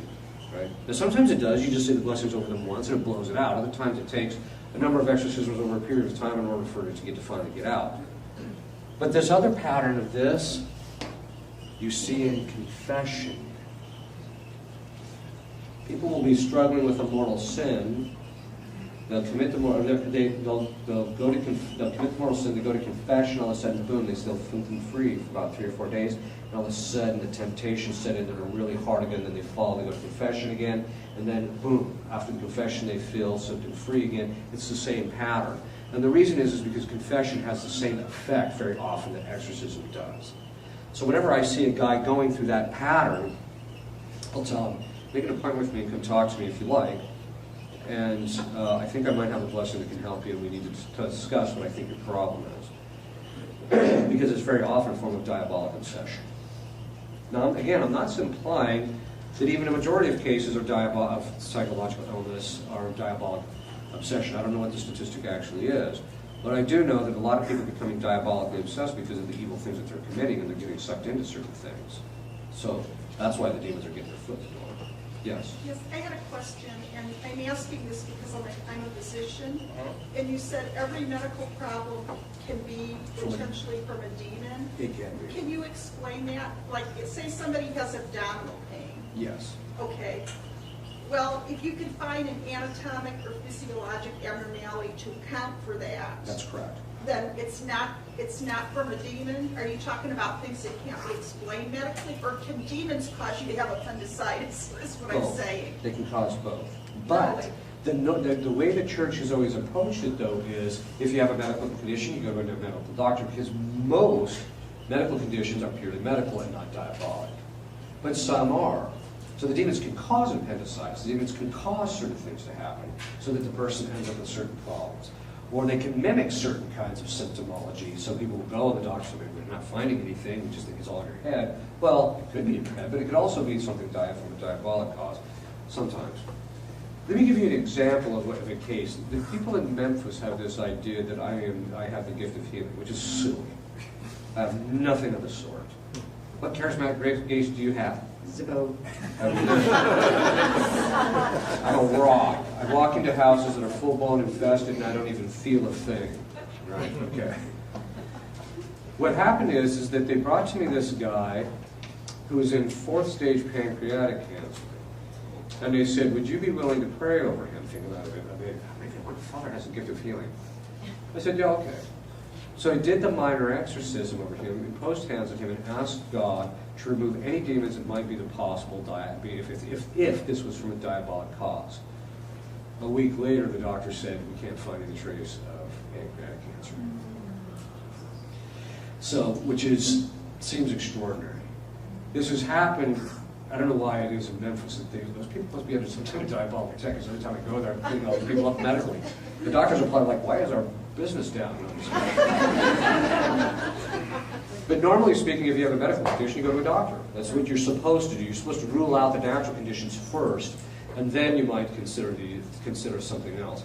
But this is also why the gift of, or the sacrament of anointing works. It works in two ways. One, it works because on rare occasions God will heal through the sacrament, but on other occasions the sacrament itself will blow the demon out, so it gets him out of the person, so the person can. So once the demon is out, then the body's ability to recoup will do it on its own. Whereas if it's a gift of healing, the person is immediately restored to the health immediately, normally speaking. Okay. So they can cause it, but, and I'm not suggesting that every time you see a patient, you're like, okay, you got a demon there, buddy. In fact, the only time I would suggest that you do that is if you came across a medical condition that was not responding to the meds that always work. Does that make sense? Because demons can block the ability of medication to work. How common is diabolical possession, other than the common type that you said we all have, the temptations? I mean, are you seeing 2 people a week or 2 people a year? I do between 50 and 70 evaluations a year, but I have to travel a lot because of my work. The other priests that work with me also do about that same amount, a little bit more. One of the priests there is, he's got some degrees in psychology, so I have him take a look at certain kinds of cases because I just don't have time to sit down with the people. We analyze about 150 cases a year. That 150 cases is after a very extensive vetting process. We probably get about 10 phone calls a week from around the country. And of the 150 a year, how many do you finally decide to probably are possession? 3 last year were possessed out of that 150. So it's a very low rate. Diabolic obsession, though, is much higher for people diabolically obsessed. That's about 25% of the cases. But you have to remember, we're already doing the vetting process. And usually when people contact us, they've already been through the medical stuff and been through this whole time. Send your medicals, send the psychiatric workup, send the psychological workup. So we'll have them do that, send it to us so that we get a chance to take a look at it. But those things are very helpful for us because people are saying, well, if you're an exorcist, why are you looking at the psychological? Because demons will mimic certain patterns, but that mimicry means there's a little difference, and sometimes you can catch those. Especially if the reports are well done, if there's well annotated, you can usually kind of sort things out a little quicker. Yes. And when you say diabolically obsessed, do you mean that they're thinking they have a demon? No, it means that they can't get their mind off of certain things. That. Okay. It looks just like the psychological obsession, except it ebbs and flows much more. Okay, so Yeah. have you had obsessive compulsive disorder patients? Yes. That you determined were demons? Yes. Okay. But you get both. Some it's just psychological, because part of the reason that what we do is the vetting process is we do extensive interviews before they even show up off the stick. One of the things we need to do is if we think there's diabolic obsession, is we need to know their psychological history in order to see if there was something that established the pattern so that it probably was just a learned habit. Or if, say, there was a traumatic event that happened to the person that could result in something that's psychological, but it could also, which is true, but it can also result in the demon getting their foot in the door. So you just have to spend some time. And ultimately, when you think that there's something there, the real telltale sign is the prayer. You're going to pray, certain things are going to happen. If it's just, if it's purely medical or if it's purely psychological, you're going to pray, you're not going to see any change. Yes? I'm a medical provider at the Child Psychiatric Hospital in town, and a lot of our kids have been severely traumatized. Some of them have even been used in rituals of some sort, and some are obviously very mentally ill. But I was wondering if you saw much of a difference in the way that the diabolical manifests in adults versus children and adolescents. The manifestations are pretty much the same. However, Unless it's satanic ritual abuse, my experience is that if a child is possessed or diabolically obsessed, the cleanup operation is much shorter than it is adults. That's my experience. And a lot of that has to do with just the mercy of God, but a lot of it also has to do with the fact that the child they can't cooperate with the processes volitionally. I mean, they can cooperate and sit and let you say the prayers with them, but they don't. You can't sit them down and say, okay, you know, Johnny's 5 years old. Okay, Johnny, I want you to do 5 hours of meditation a day. I used to do it. Not that I would recommend that, but I'm just saying that they just can't work with you the same way that adults can. The other thing is, too, is that a lot of times once the demon gets their foot in the door, they'll drive the person to commit a lot of mortal sins, and so there's a lot of traction that the demon's gotten over the person to the committing of their mortal sins. Whereas with children, it's less volitional, and so he has less traction. Yes? What happens if somebody dies and they're possessed? It Before depends. they're liberated? It depends. If they're in the state of grace, they go to heaven. Because grace is in the soul, possession's in the body. So, yes. Are there some initial tests that you might do to weed out the majority of, like, people who think they're possessed but aren't? Yeah, for me, I just sit and listen to them. I'll just tell them, okay, tell me what I need to hear. And I tell them, don't spare it, because the devil's in the details, literally. So you just let them talk. And over the course of time, you know, after you write 3 books in psychology and you've dealt with, you know, thousands of people in this area, you get a pretty quick sense of being able to line up, okay, this is probably this, or this. There's some cases once in a while you go, you know, I just don't really know, but that's where the prayer is really key. So the test is really, for me, the initial test is just listening to their story, because that will tell you a lot. Do you ever do a little test like this is holy water and this isn't, and see if they know which one is which? Once, we do certain tests like that, but usually that's only for people who it looks like there could be possession, but we're not real sure. Right. If they're possessed, you know, the demon's going to know if what you're saying is Latin is prayer or not, or if he's going to know if this which is blessed and which isn't. So, so yeah, we do that on occasion. I don't use it until I get to a stage where I need to make some kind of determination, like this is on the borderline. I'm not really sure. For me, I won't engage in solemn exorcism until I see a clear preternatural sign. But that doing those, I don't do those in the initial stages. Now, some priests will take, they'll have people come into a room and they'll actually put like a Benedict medal underneath one of the chairs and then invite them to sit in one of the chairs, and then, you know, or he'll put Benedict medals in all the chairs except for one, and if the person goes and sits in the one that's not, then he says, well, that could be a sign.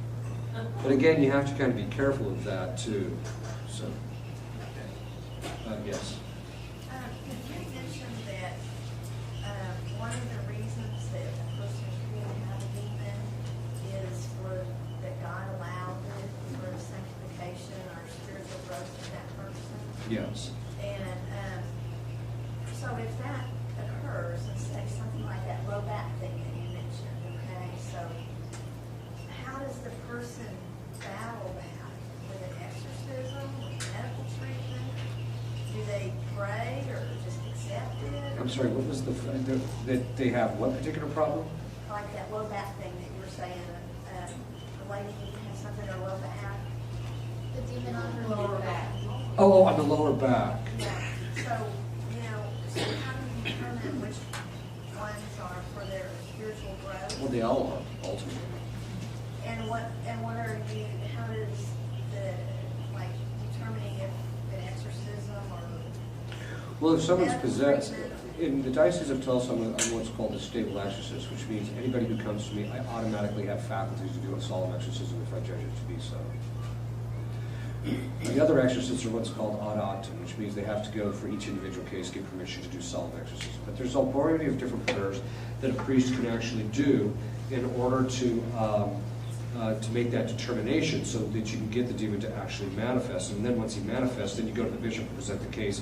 And in my experience, there's only been one bishop that I presented a case to, And he just says, well, I'm not going to do this. I said, what? He says, well, I've never given permission for this for the 12 years I've been a bishop. I'm not going to start now. And I'm like, well, why not? He says, well, I believe in the devil, but I just don't think he's in my diocese. Okay. So the point being is my experience is that the bishops, if you present, first of all, the bishops choose a guy they can trust. So they already know from their experience with you, the people that you bring to them, you know, your success rate, whether people were liberated, whether they turned out to be actual possession cases. But I never knew the bishop had asked for faculties on this. I was really certain because I saw some clearly preternatural. Now I don't have to worry about it so much, but I still don't proceed to solemn exorcism until I see that. But you can do other things in order to get it to get the demon to manifest, and then from there you can make the determination just through other kinds of prayers than exorcism. So if like a demon is causing a physical condition like that, that's supposed to be assisted with that person's strengthening of their character. So should the person, if they think that that's a possibility occurring, seek medical treatment to try to resolve? Oh yeah. You always seek the medical treatment because demons' influence over you is by degree. So sometimes people can have a medical condition from a diabolic cause, but they may not have sufficient influence to counteract the reactions of the medication. So when they're put on the medication actually works for the person, or will at least help them to some degree. And then once you get the demon out, they get fully healed. But you always seek the medical treatment. So, and that's one of the real differences between the Catholic approach and the Protestant approach. The Protestant approach is you whack the guy in the head and say, don't go to a doctor, you're fine, you're healed, right? The Catholics don't do that at all. In fact, usually before we do any of that, I'll pray over people that have those kinds of conditions just to see if it works. But I always tell people, no, you got to go see your doctor. I mean, never tell anybody not to see the doctor. Yes. My question has to do with same-sex attraction. I have someone in my family with that, and I understand that trauma is usually what brings that about. 99.9% of cases in men and women. So is that also probably demonic? Yes, there is a demon of homosexuality. In men, his name is Asmodeus. In women, it's Lilith or Leviathan, depending on the particular brand of lesbianism. They can cause same-sex attraction, but without the trauma. So, for example, one guy was doing an exorcism where he was a married man, had a beautiful wife, beautiful young children. He was a totally normal guy, never had any traumatic experience in the past. And he says, I keep hearing this name Asmodeus. The demon keeps calling out Asmodeus, Asmodeus. So in the exorcisms, you say prayers to isolate the demons from each other so that they can't empower each other.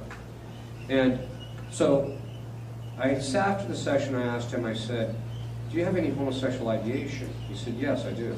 And he said, I have no idea where it comes from. I said, well, now you do. It comes from Asmodeus.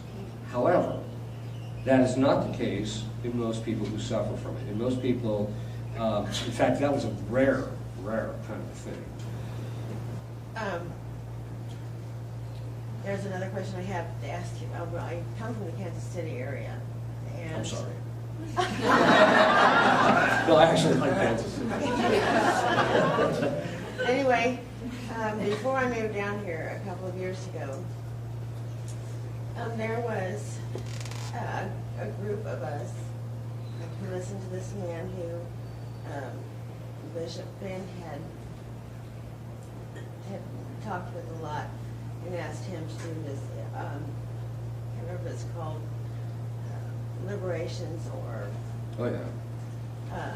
And we were... Like deliverance prayers and stuff? Was it deliverance prayers? Yeah. With people, not actual exorcisms, but Right. deliverances. Is that something that is something that is advisable, or should you leave it to the priests who've been fully trained in all of that?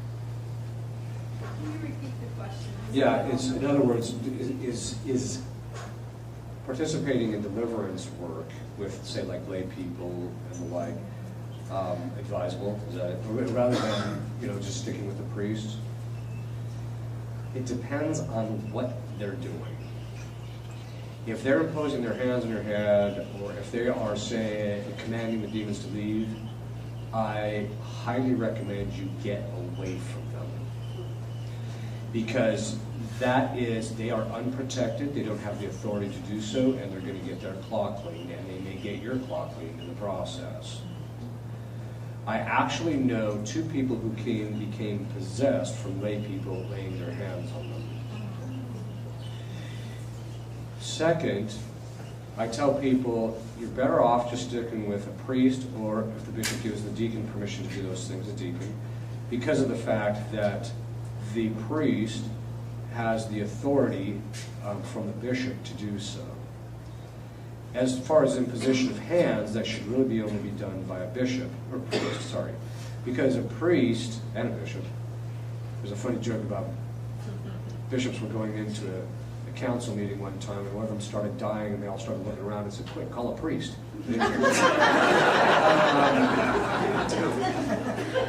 Anyway, the deacon's hands are not consecrated. The priest's hands are consecrated. That's why they're sacramentals. That's why they have the power to drive demons out. Lay people's hands do not have that power.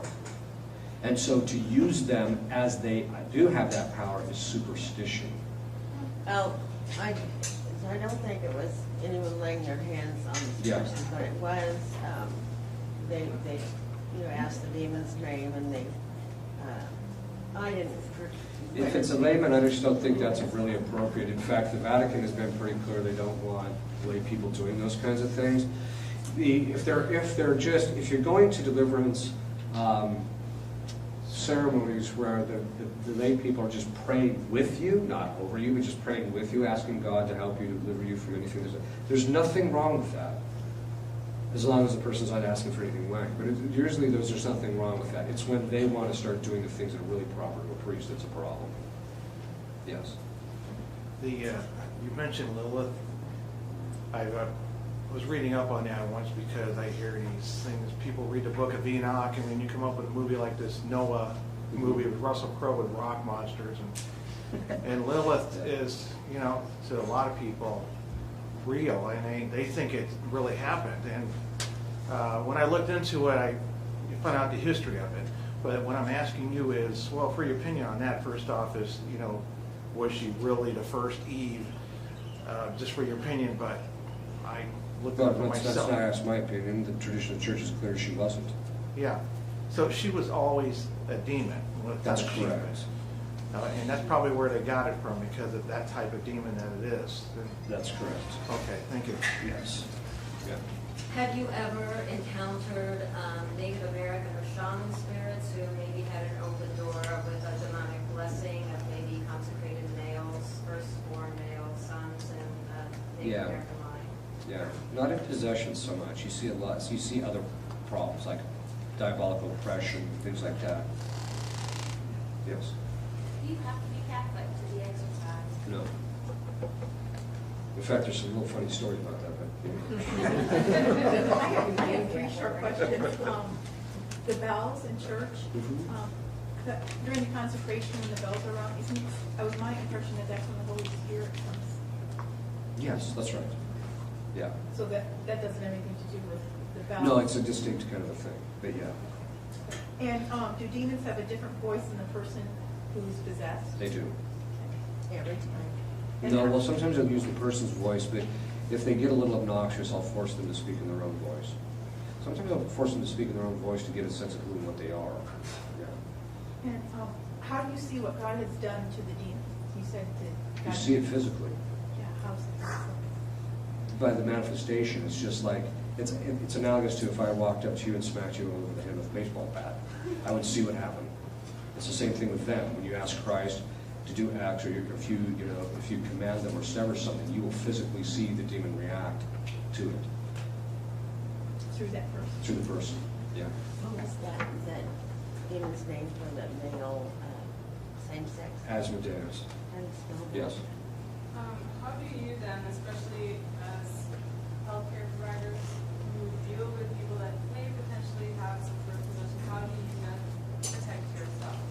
Come to tomorrow's session and you'll find out. Yes. Is slaying of the spirits and speaking in tongues, is that all? Oh. Always someone who has to ask this question. Every time the reason I say that is because every time I do this, there's always somebody who argues with me, and it's because they don't know the first basic aspects of theology. In the church's tradition, by the way, again, we're back to tradition. In the church's tradition, there are two kinds of graces. The first is graces which make you pleasing to God. So there's two kinds of graces. Those which make you pleasing to God, and those which are gratuitously given.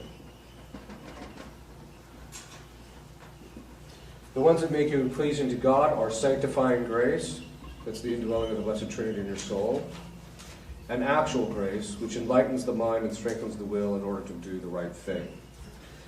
Then there's gratuitous graces, and these gratuitous graces deal with things like the charismatic gifts, as well as things like a vocation to the priesthood, things of that sort. Okay. The charismatic graces, insofar as they are gratuitously given, the fathers of the church, the doctors of the church, the entire church itself, it's actually defined in Trent that graces gratuitously given are incapable of being merited. You cannot pray for them, and God gives them to you. You cannot offer something up to get them. You can't do anything to get them. They are gratuitous purely on the side of God. It says it right in Scripture, He gives them to him as he wills, which means that there's nothing you can do. So people say, oh, well, you can give the gift of tongues if you just sit here and open yourself up to the Spirit. It's, I should have bought a Honda. I'm sorry, but it's not going to work that way. Because the church has defined that these things cannot be gained that way. This came into the Catholic Church from the Pentecostals, who did not have a proper theology of grace. So when they thought that you could just do these things and then you would get them. And then, of course, there was all these misinterpretations of St. Paul where these things are talked about. Okay. That being the case, the worst case of possession that I ever had was a woman who asked for the gift of tongues and she got it. There are three kinds of gifts. When you talk about tongues, there's three kinds. The first is for instance, if you're talking about tongues, there's three kinds. First is the authentic. And in Scripture, we see it playing itself out. There's two kinds. The first is the person speaks their language, so you have language A, but the other person hears language B. So when Peter got up there and started preaching, everybody from all over the place had heard their own language. The second is that God infuses in you the knowledge of the language, so you actually know what you're saying. To keep that in mind. So you speak the language that's infused in you, and the person hears that language. So in the case of Philip, when he goes to see the Enoch, God gives him the gift of tongues so that he can actually go and actually evangelize the eunuch. Okay. Now, what is that? Why is this the case? The reason it's the case that you actually know what you're saying is because God, St. Thomas says, there's a principle. God always uses an instrument according to the nature of an instrument, the nature of that instrument. We are intelligent creatures. God doesn't use us in a way when we're supposed to be doing something volition or voluntary or speech or things like that sort. He doesn't use us unless we know what we're doing. He infuses the knowledge in it, and then from there we can actually know what we're doing. That knowledge of knowing what you're doing is how you distinguish it from the diabolic form. The diabolic form is there's a speech pattern, an authentic pattern of speech. There's speech coming out, a language coming out of the person's mouth, and they don't know what they're saying. That's what I talked about earlier. Then there were some human studies where they did some studies where they found out there's a human form. And what this human form is they say it's not even really a language. What they found out is that the people that were doing this, so speaking in tongues, and it was purely human, it wasn't one of these other two, is a person didn't know what they were saying because they weren't saying anything.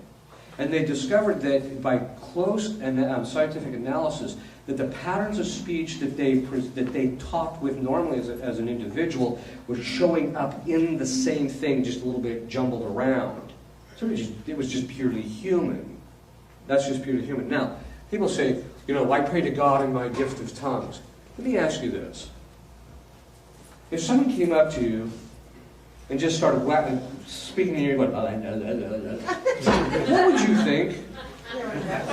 Like, yeah, okay. Why do they think God doesn't think that? Right? Well, he knows what's in my heart. Yeah, but that doesn't have anything to do with what's coming out of your mouth.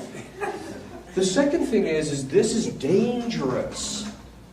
Because doing this, in this particular case, the demon is speaking through the people, but when you say, I just open myself up to the Spirit and then the stuff comes out, there's a name for that. It's called channeling. It's where you open yourself up and let the spirits speak through you. This is one of the reasons why I tell people, that's why this woman became possessed, because it was a superstitious behavior that she was engaging in, and as a result she became possessed as a result of it. I cannot tell you, when I was in the Diocese of Omaha, because the first place I was an exorcist was for the Archdiocese of Omaha, I cannot tell you how many people I had to clean up from the charismatic renewal. Let me be clear, I have the highest estimation of some of these people because they're actually serious about their spiritual life, they're trying to do the right thing, they're one of the few people who takes spiritual warfare seriously, etc. But what they're doing is an adoption from the Protestants and has nothing to do with the history of the Catholic Church. Nothing. And as a result of that, it's really dangerous. So being slain in the Spirit, there is no such charismatic gift. It's not real. In fact, I think a lot of it's just psychological, frankly. So, yes? Question, but is there a demon that specifically attacks marriages? There are demons that attack different facets of the marriage, like the matrimonial union or the fidelity of the spouses or things like that. So, yes. You're talking about the charismatic gifts. One of the things I find just from knowing people is that you have people in American, they call it spirit guide, and then you get the Christians and some people even consider themselves Catholic, and suddenly it's their guardian angel that they have a name for. It's Saint Michael, it's Saint Gabriel, Saint Raphael, and they act like they're getting sort of prophetic, messages like you're demonized or something like that. And the thing is, it's like, I don't even know, it's like, how do I tell them how to test the Spirit? They really believe it, and they put pictures of Jesus on their Facebook page. And there's an easy way to test it. You ignore it. No, I'm dead serious. I just wish I could do something and maybe even that's what John of the Cross says. He says when you test the Spirit, you ignore it. If it's from God, he'll still continue because he's omnipotent. If it's from Satan, he'll lose interest and leave. In fact, there's a form of diabolical oppression where it's such a high level of oppression that the demons actually chatter at the person even though they're not possessing them or obsessing them. And so you just tell them, ignore it. Just ignore it. It'll go away. And usually does within a week. So the point being is that the other side of it is that, remember when I was talking about how demons have access to your emotions, the cogitative power and all this stuff, the brain, all that. This is why the church has always said you never rely on your emotions or how you feel or your lower faculties for the determination of your spiritual life, because the demons have access to that and they can make you feel consolations in relationship to things that are spiritually disordered. So you have to be very careful about all that stuff. That's why John the Cross says just ignore it. If it's from God, it'll still happen. If it's not from God, nothing's going to happen. Yes? How often does a demon actually identify itself, or is that just Hollywood? Actually, in most cases of possession that I've found that last any more than one session, they usually will tell who they are. Usually. Is the name Alistair or anything? I haven't had that guy, but someone might have. Okay. Yes. Yes, I'd like to know, how do our guardian angels interact with demons that may be trying to oppress us? Or do they? Yeah, they do. It just depends on what God has determined. So they can block them, they can remove them from the activity of the person's life, they can literally push them out. It just depends on what God allows, and He can protect us from them so that they can't gain access. The guardian angels have the capacity to perfectly protect us. It's just that God communicates to them what and how they are to protect you. Well, is it a good idea to have, a devotion to your guardian? Oh, yeah, absolutely. I thank them every morning and Oh, yeah. ask them to. That's one of the real problems. Most people don't have one. I mean, most people go their entire life never developing a decent relationship. You say most people don't have one? No, most people don't have a good relationship with their guardian angel, and so as a result, most people don't have a guardian angel. And so they'll go their entire life, they get to the end of their life, and they haven't even developed a relationship with this guy that's been in their life, been with them their entire life. I think that's a little odd. Yeah. I think everybody needs to listen to, go on YouTube and listen to your one on guardian angels. It's awesome. It's really good.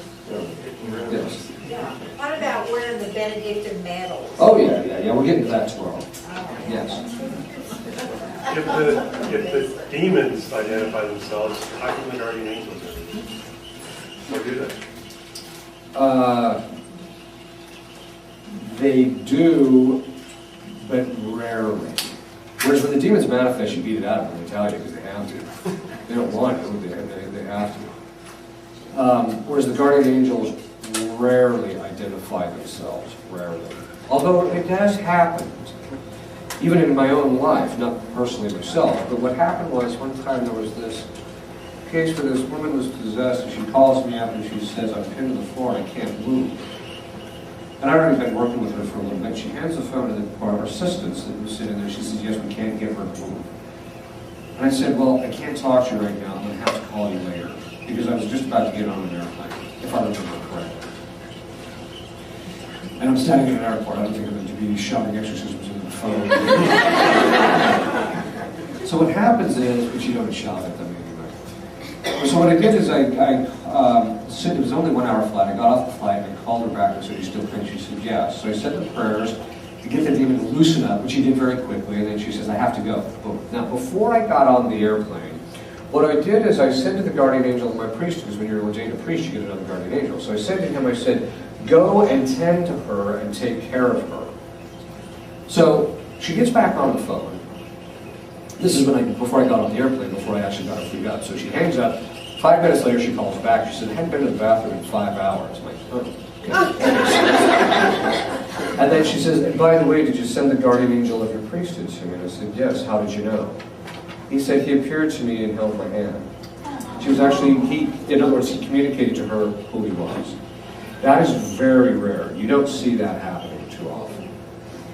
So some people know their guardian, like Father Pugh always saw his guardian angel. He was yours. Yes. I have two questions. One is just to clarifying about the tongues. You did say that if someone has truly the gift of tongues, they will understand what they are speaking. Yes. Okay, the second thing is, because coming from the Protestant world, being like filled with the Spirit and filled with the Holy Spirit is huge. Is there a Catholic teaching of what that would look like, in the Catholic? Yes, there's a book called The Sanctifier by Martinez. Is he accompanied by a demon as well, or would he ever Almost possess always. I've only seen one case where that wasn't the case. And last one. In case of adopted children, can a generational spirit from the adopted child come and cause intercession in the family with the adopted child? Yes. Thank you. One of the things that I often do is I recommend, especially depending on where they're adopting them from, or if they're adopting them because the parents had specific issues like alcohol or drug abuse or things like that, I'll often recommend. I'll just say, well, the kid is normal, don't worry about it. Because the general principle with demons is if you see something, if you don't see something, it's probably not there. Probably not. So if you have adopted kids and you don't notice anything, then I wouldn't worry about it. But if you start noticing it, you might want to have any generational, take it to a priest who can break any generational spirits in relationship with it. Also, pray to Our Lady of Sorrows to ask what the generational spirit you're dealing with before you go see the priest, that you can still have something maybe to give to him when he shows up. Yes. Are these free Benedictine medals already blessed? That I have no clue. You have to ask whoever. They are exercised by Father Dennis. Okay. The old rite. There you go. Yes. Confused on trying to find out what spirit you're supposed to. How do you get the name? The name, you don't want his proper name. What you want is his behavior. So if he's making you angry, or if he's making you just say spirit of anger, I bind you. Or like if your kids, if it's spirit of disobedience or something like that. So you look at the behavior, then that's the name you give to it, and that's what you call it. There's a show on TV, Long Island Medium. I don't know if you're familiar with it, but it's a lady, she says she's Catholic, she can see dead people, and she'll tell them, like, oh, this is what your dead relative is saying. Can you comment on that kind of thing? Yeah, being a medium is another form of diabolic channeling, and it's an avenue. That's what seances are. Basically what you're doing is you're opening yourself up to the spirits talking through you or communicating with you. And there's a lot of misunderstanding. A lot of them think that, there's good spirits out there that you can communicate with. Yeah, they're called angels, but God is the one who determines when and when they cannot. You can't do anything to determine that. So, whereas if you try to do something to set that up, it's a superstitious act, and that's when you open yourself up, the demons can get involved. So in her particular case, I watched her just a little bit, just to get a sense of her. I think my take on it is that she's one of these people that's extremely adept at reading situations and people and can kind of get stuff and do certain things. Whether there's anything that's diabolic about it, I'm not real sure because I haven't seen anything like it, but she's just really adept at reading people. The other thing is, too, they do the normal tricks. There's somebody here whose parent just recently died, and you're suffering from it. Well, you would say that about any group this size, right? So you just have to watch for those kinds of things. So I tell people to avoid those kinds of shows, avoid the paranormal shows, because going around looking at that stuff. The big thing that was in vogue for a long time was going to cemeteries and trying to summon the dead, that kind of thing. You just open yourself up to get whacked. Yes. You said something yesterday, and we talked about it too, about possessors not being demons but souls.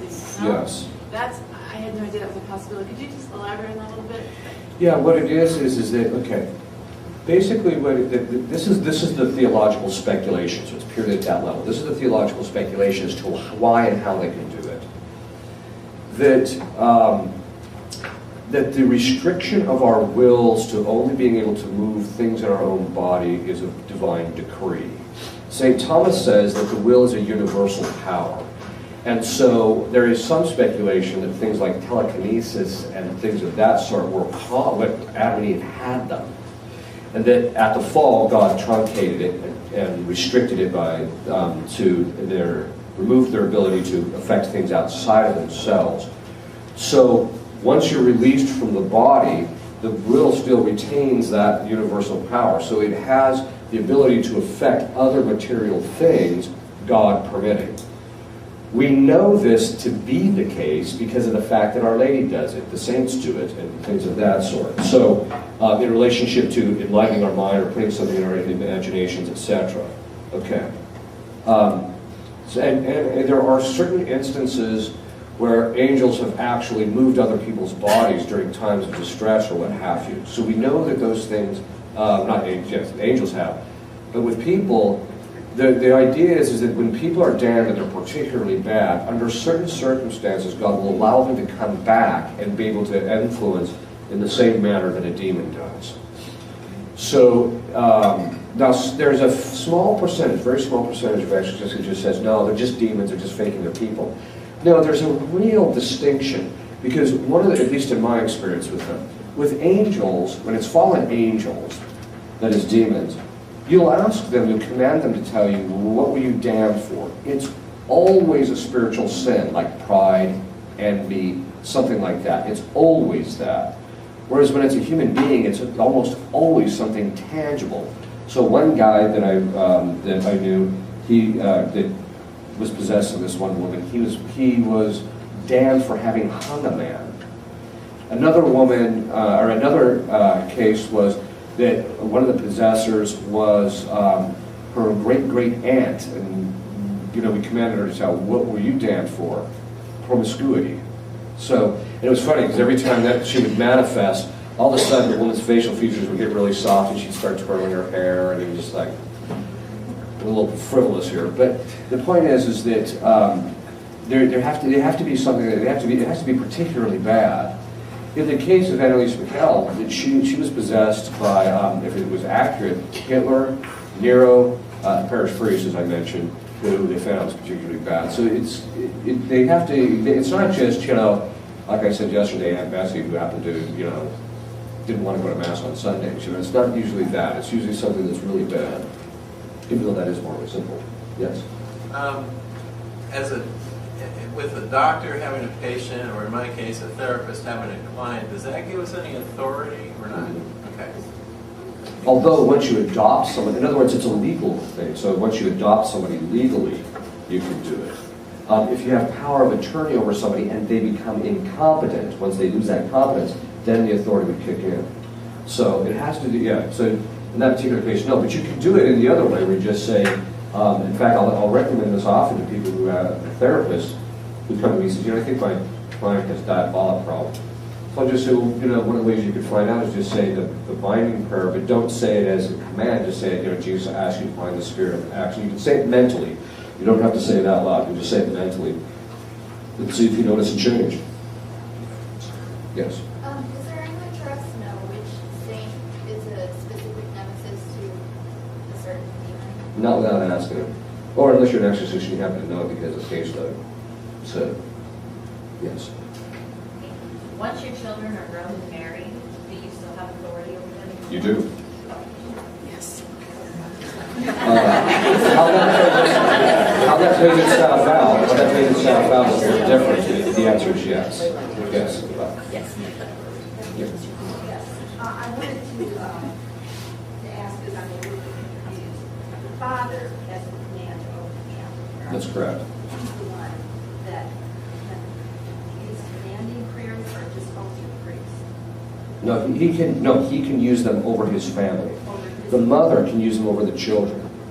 The wife, because she has rights over his body by virtue of the marital contract, she can say it over him too. Does that make sense? Over her husband. And one more thing. I just received an email, and I can't remember who it's from, a Catholic organization. It says there's a new series coming out called Lucifer. Oh, yeah. And the devil is going to be portrayed as a nice guy. In fact, we're Oh, yeah. Oh, he's always trying to get the people that are under his influence to make everybody else think he's a great guy. Yes. About that authority of the binding, so say you have a legal divorce, but you're still married to the spouse of the church, do you have authority? The authority comes from the sacrament, not from the civil effects. Yes.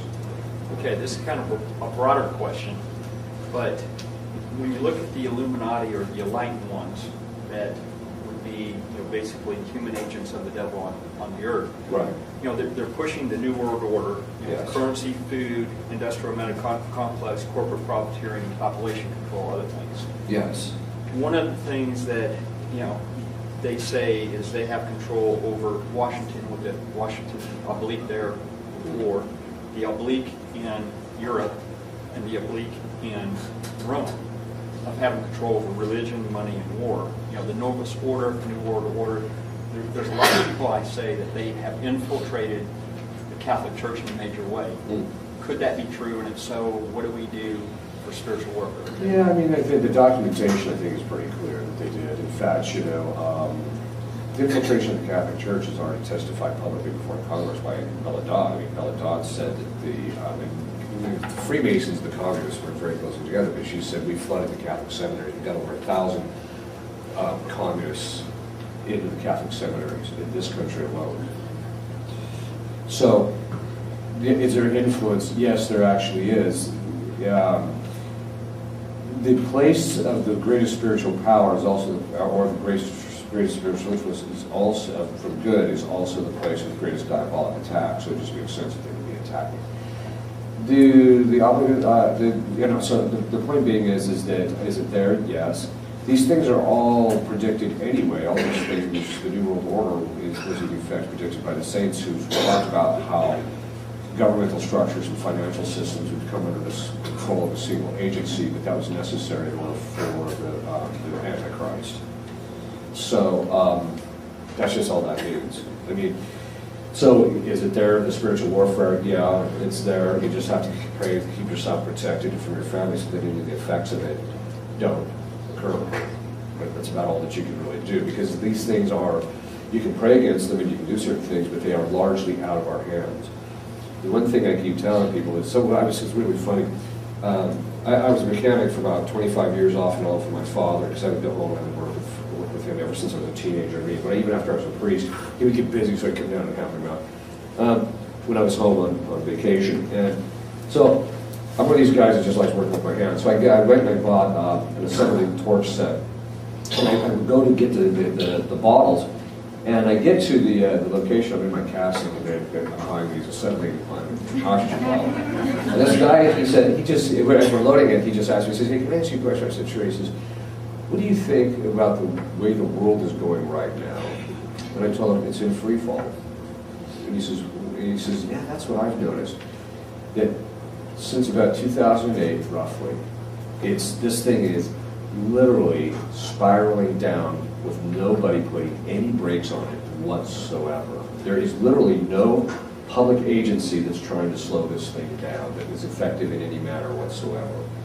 And I think that's just kind of generally where we're at. And some people ask me, "Well, what do you think about that?" I said, "Well, I just think it's God setting us up to get spanked. Because we're bad children, and He needs to spank us, and it's coming." So what that's going to look like, I don't know. I really don't want to speculate too much on that. So, yeah. When you're doing the exorcisms and everything, you're saying you're speaking to the demons. Are they speaking through the other person's voice, or sometimes it's their voice, sometimes it's the demon's voice. Or I've only heard demons speak directly to me without any kind of physical agency once.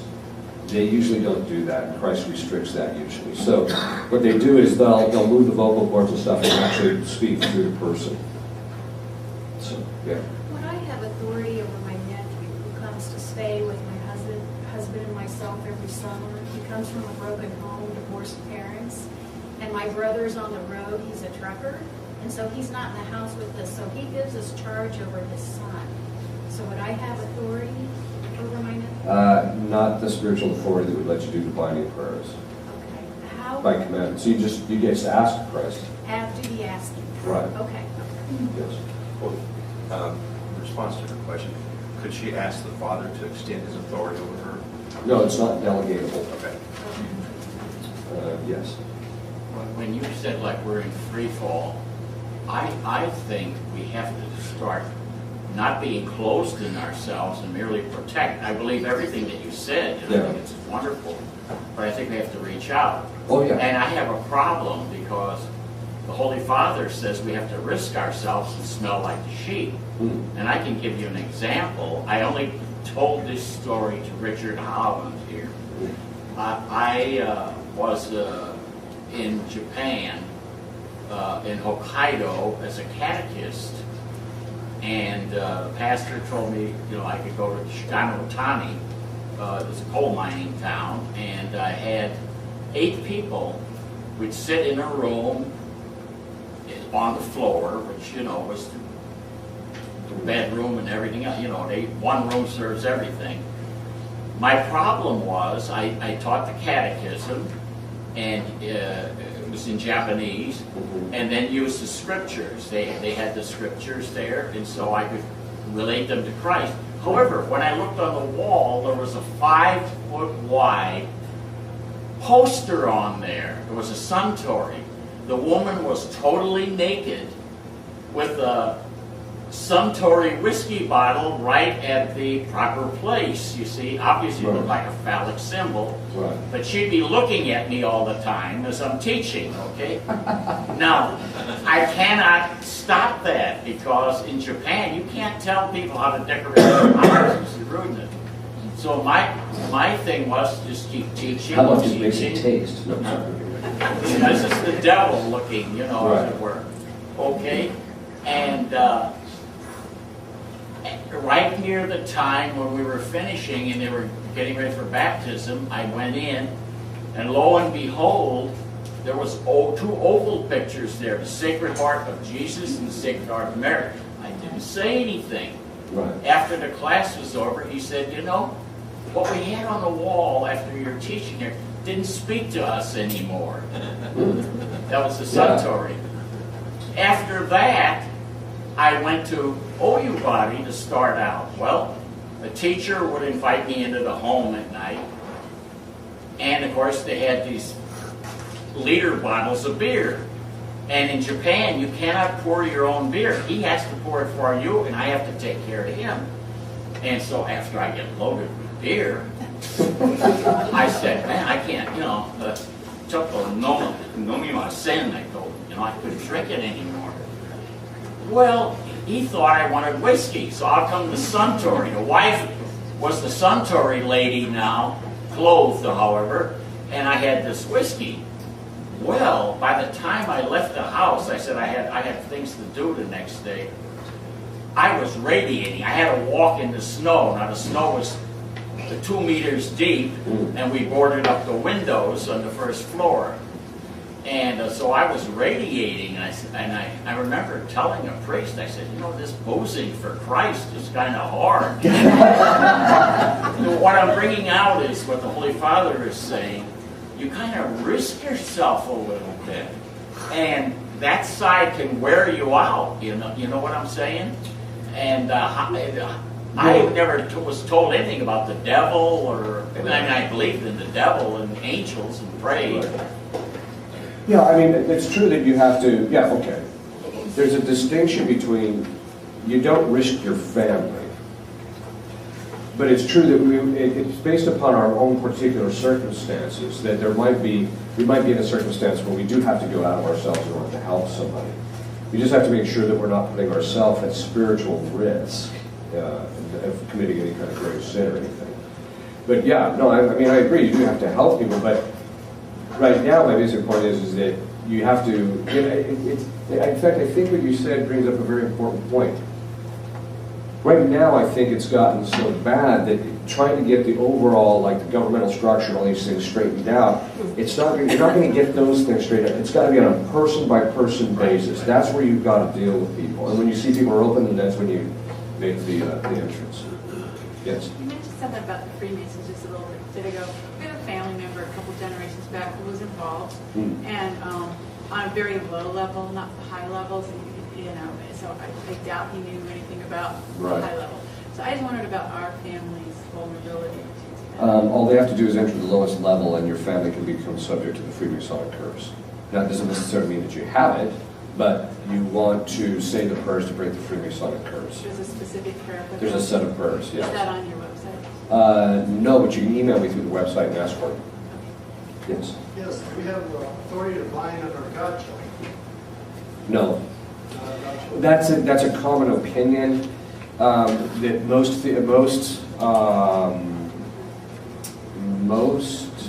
because the godparents' role is to correct, not to command. So as a result of that, they don't think that most exorcists do not think they do. So, yes. How common is possession? And then another question, is yoga really dangerous? As far as the possession is, it's still fairly uncommon, but it's becoming more common. I mean, there's caseload is increasing because people are just doing a lot of evil things. In fact, it kind of reminds me that, again, in that prophecy of St. Francis, where he says, during the time of tribulations, demons will have extraordinary power.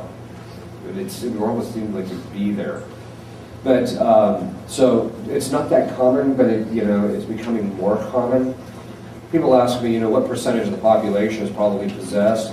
It's hard to even tell. Like I said, only 3 out of the 150 people, and that was after a vetting process last year that we looked at, were possessed. So it's not, again, it's not very common. Diabolical obsession, though, I think is very common. It's in the sense it's not like diabolic temptation, but somebody asked me one time, well, what percentage of the population in this country do you think is diabolically obsessed? I said, somewhere probably around 25%. And we personally, the exorcists tend to think it's because of the rise of pornography and things of that sort. Then, it was shortly after I said that, about 2 weeks after I said that, they came out with a study and said that 22% of college graduates and basically the general population have either seen or are currently seeing a psychologist. So it's about the same kind of statistic. As to yoga, yoga is, and don't kill the messenger, I'm just telling you what the experts in the history the practitioners of yoga say it is. They make it very clear that the stretching and the positions in yoga are actual representations of Eastern deities. It says more than once, both in the Old Testament and the New Testament, it says all the gods of the Gentiles are demons. It's totally true. Basically what they are is they're representations of demons. I have seen people become possessed through practicing yoga. A lot of people say, well, I think it's fine. There's not, I'm just telling you, this is what the thing is in its representation. And so it's an open door. Objectively speaking, it's an open door. I tell people, avoid it. Yes? Are Jezebel, Delilah, Apollyon the Destroyer real demons? Yes. I went to a graduation party and they rented the lodge at the Freemason place. Did I open myself up to infestation by going to that party? Yes, I've noticed something. Speak to me after.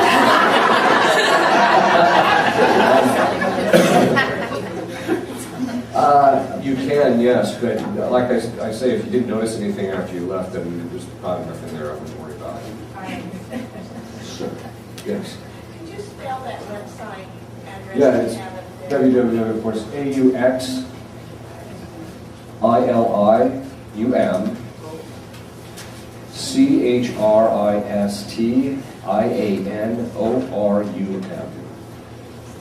It's the invocation of Our Lady as help of Christians. Yes. Father, could you please tell us what prayer we can say? Say we get invited to somebody's house that we don't know, and we find out that they have got questionable looks, they've got iconography that we don't recognize. It looks like it might be from like the Sumerian period or some old god. And we've obviously found ourselves in a situation where people who worship differently that is of Satan. After we leave the premises, what prayer specifically should we say to protect ourselves from exposing ourselves to something like that? Well, there's two things. I think one is just ask your guardian angels to guide you so you don't end up going into houses like that. The second one is while you're there, so if you see something, just say, Michael, please, protect me, and ask Our Lady to protect you. And usually it will work. So, okay. Yes? When we say our prayers, say to the saints or to the angels or even this, and we say it to ourselves quietly, can they hear, understand? Yes. The way it works is this. Our thoughts are shrouded from all other intelligent creatures except God. And then God can reveal it to specific people, except God structured into the very nature of angelic communication and also human communication, but it's currently restricted at the moment under certain circumstances, that if you, by your will, direct your thoughts to another intelligent creature or to God, that person hears it. So we can pray for our loved ones in heaven. Yes, you can pray to them and they'll hear you. Even in our quietness and our angels. Yes, it's just, it can be done just purely mentally. We can make this command even within ourselves without saying it out loud. That's correct. Thank you. So, in the next life, God will lift the veil and you will see even what's in people's minds. So, yes. So are there any prayers that to be effective need to be spoken out loud, or can they all be prayed mentally, like the auxiliary Christian arm prayers instead? It just depends on the nature of the thing that you're dealing with. Usually, my experience is if it's said loud, it usually has a bit more efficacy. But sometimes it just depends on the particular demon. You can do it mentally, and he's hearing you, and so he obeys. So, yes. There's a scapula called the scapular protection. I don't know what the official name is. I think it came from a venerated possible saint from the late 1800s. Are you familiar with the big purple one? I am. I can't I'm a find. big promoter of it, actually. They're so hard to find online. I'm wondering if it's one of those things that haven't been approved by the church. And I've just been discovering this lately because it's been really effective telling people to get them and they have problems with purity. It almost like stops the temptations. It's okay. There's a website called sacramentals.org. You just go on there and they actually have them. They kept those people. They've been a big promoter of Mary Julie Jehani, which if you ever get a chance to read her visions, they're quite astounding, actually. They're like they're $13. I thought they're kind of pricey, probably because they can't find them too many places. What are they? I think it's because they're, I think it's because they're extremely hard to come by. They have to be made from scratch, basically. They're not mass produced. What are they called? They're called the purple scapular. And basically, basically what the purple scapular is that Mary Julie Jehani asked Christ for a scapular, and he gave her the purple scapular, which is supposed to protect you and your family from the effects of the chastisement. So that's one of the things I recommend to put in your house. You don't have to wear it, you just put it in your house. So you don't, I wear the brown one, so you don't wear both of them? No, you can just put it in your house. Yes. Well, I have a wonderful grandson who's in med school, which is really difficult. When I know he's having a really hard exam, I ask my guardian angel to be with him. Yeah, that's good. Is that okay? Oh yeah, all the time. We do it all the time. Okay, we better cut it off there. If you'll kneel, I'll give you a blessing. Benedictio Dei omnipotentis, Patris et Filii et Spiritus Sancti, et super vos et manet semper. Christus vincit, Christus regnat, Christus imperat. Christus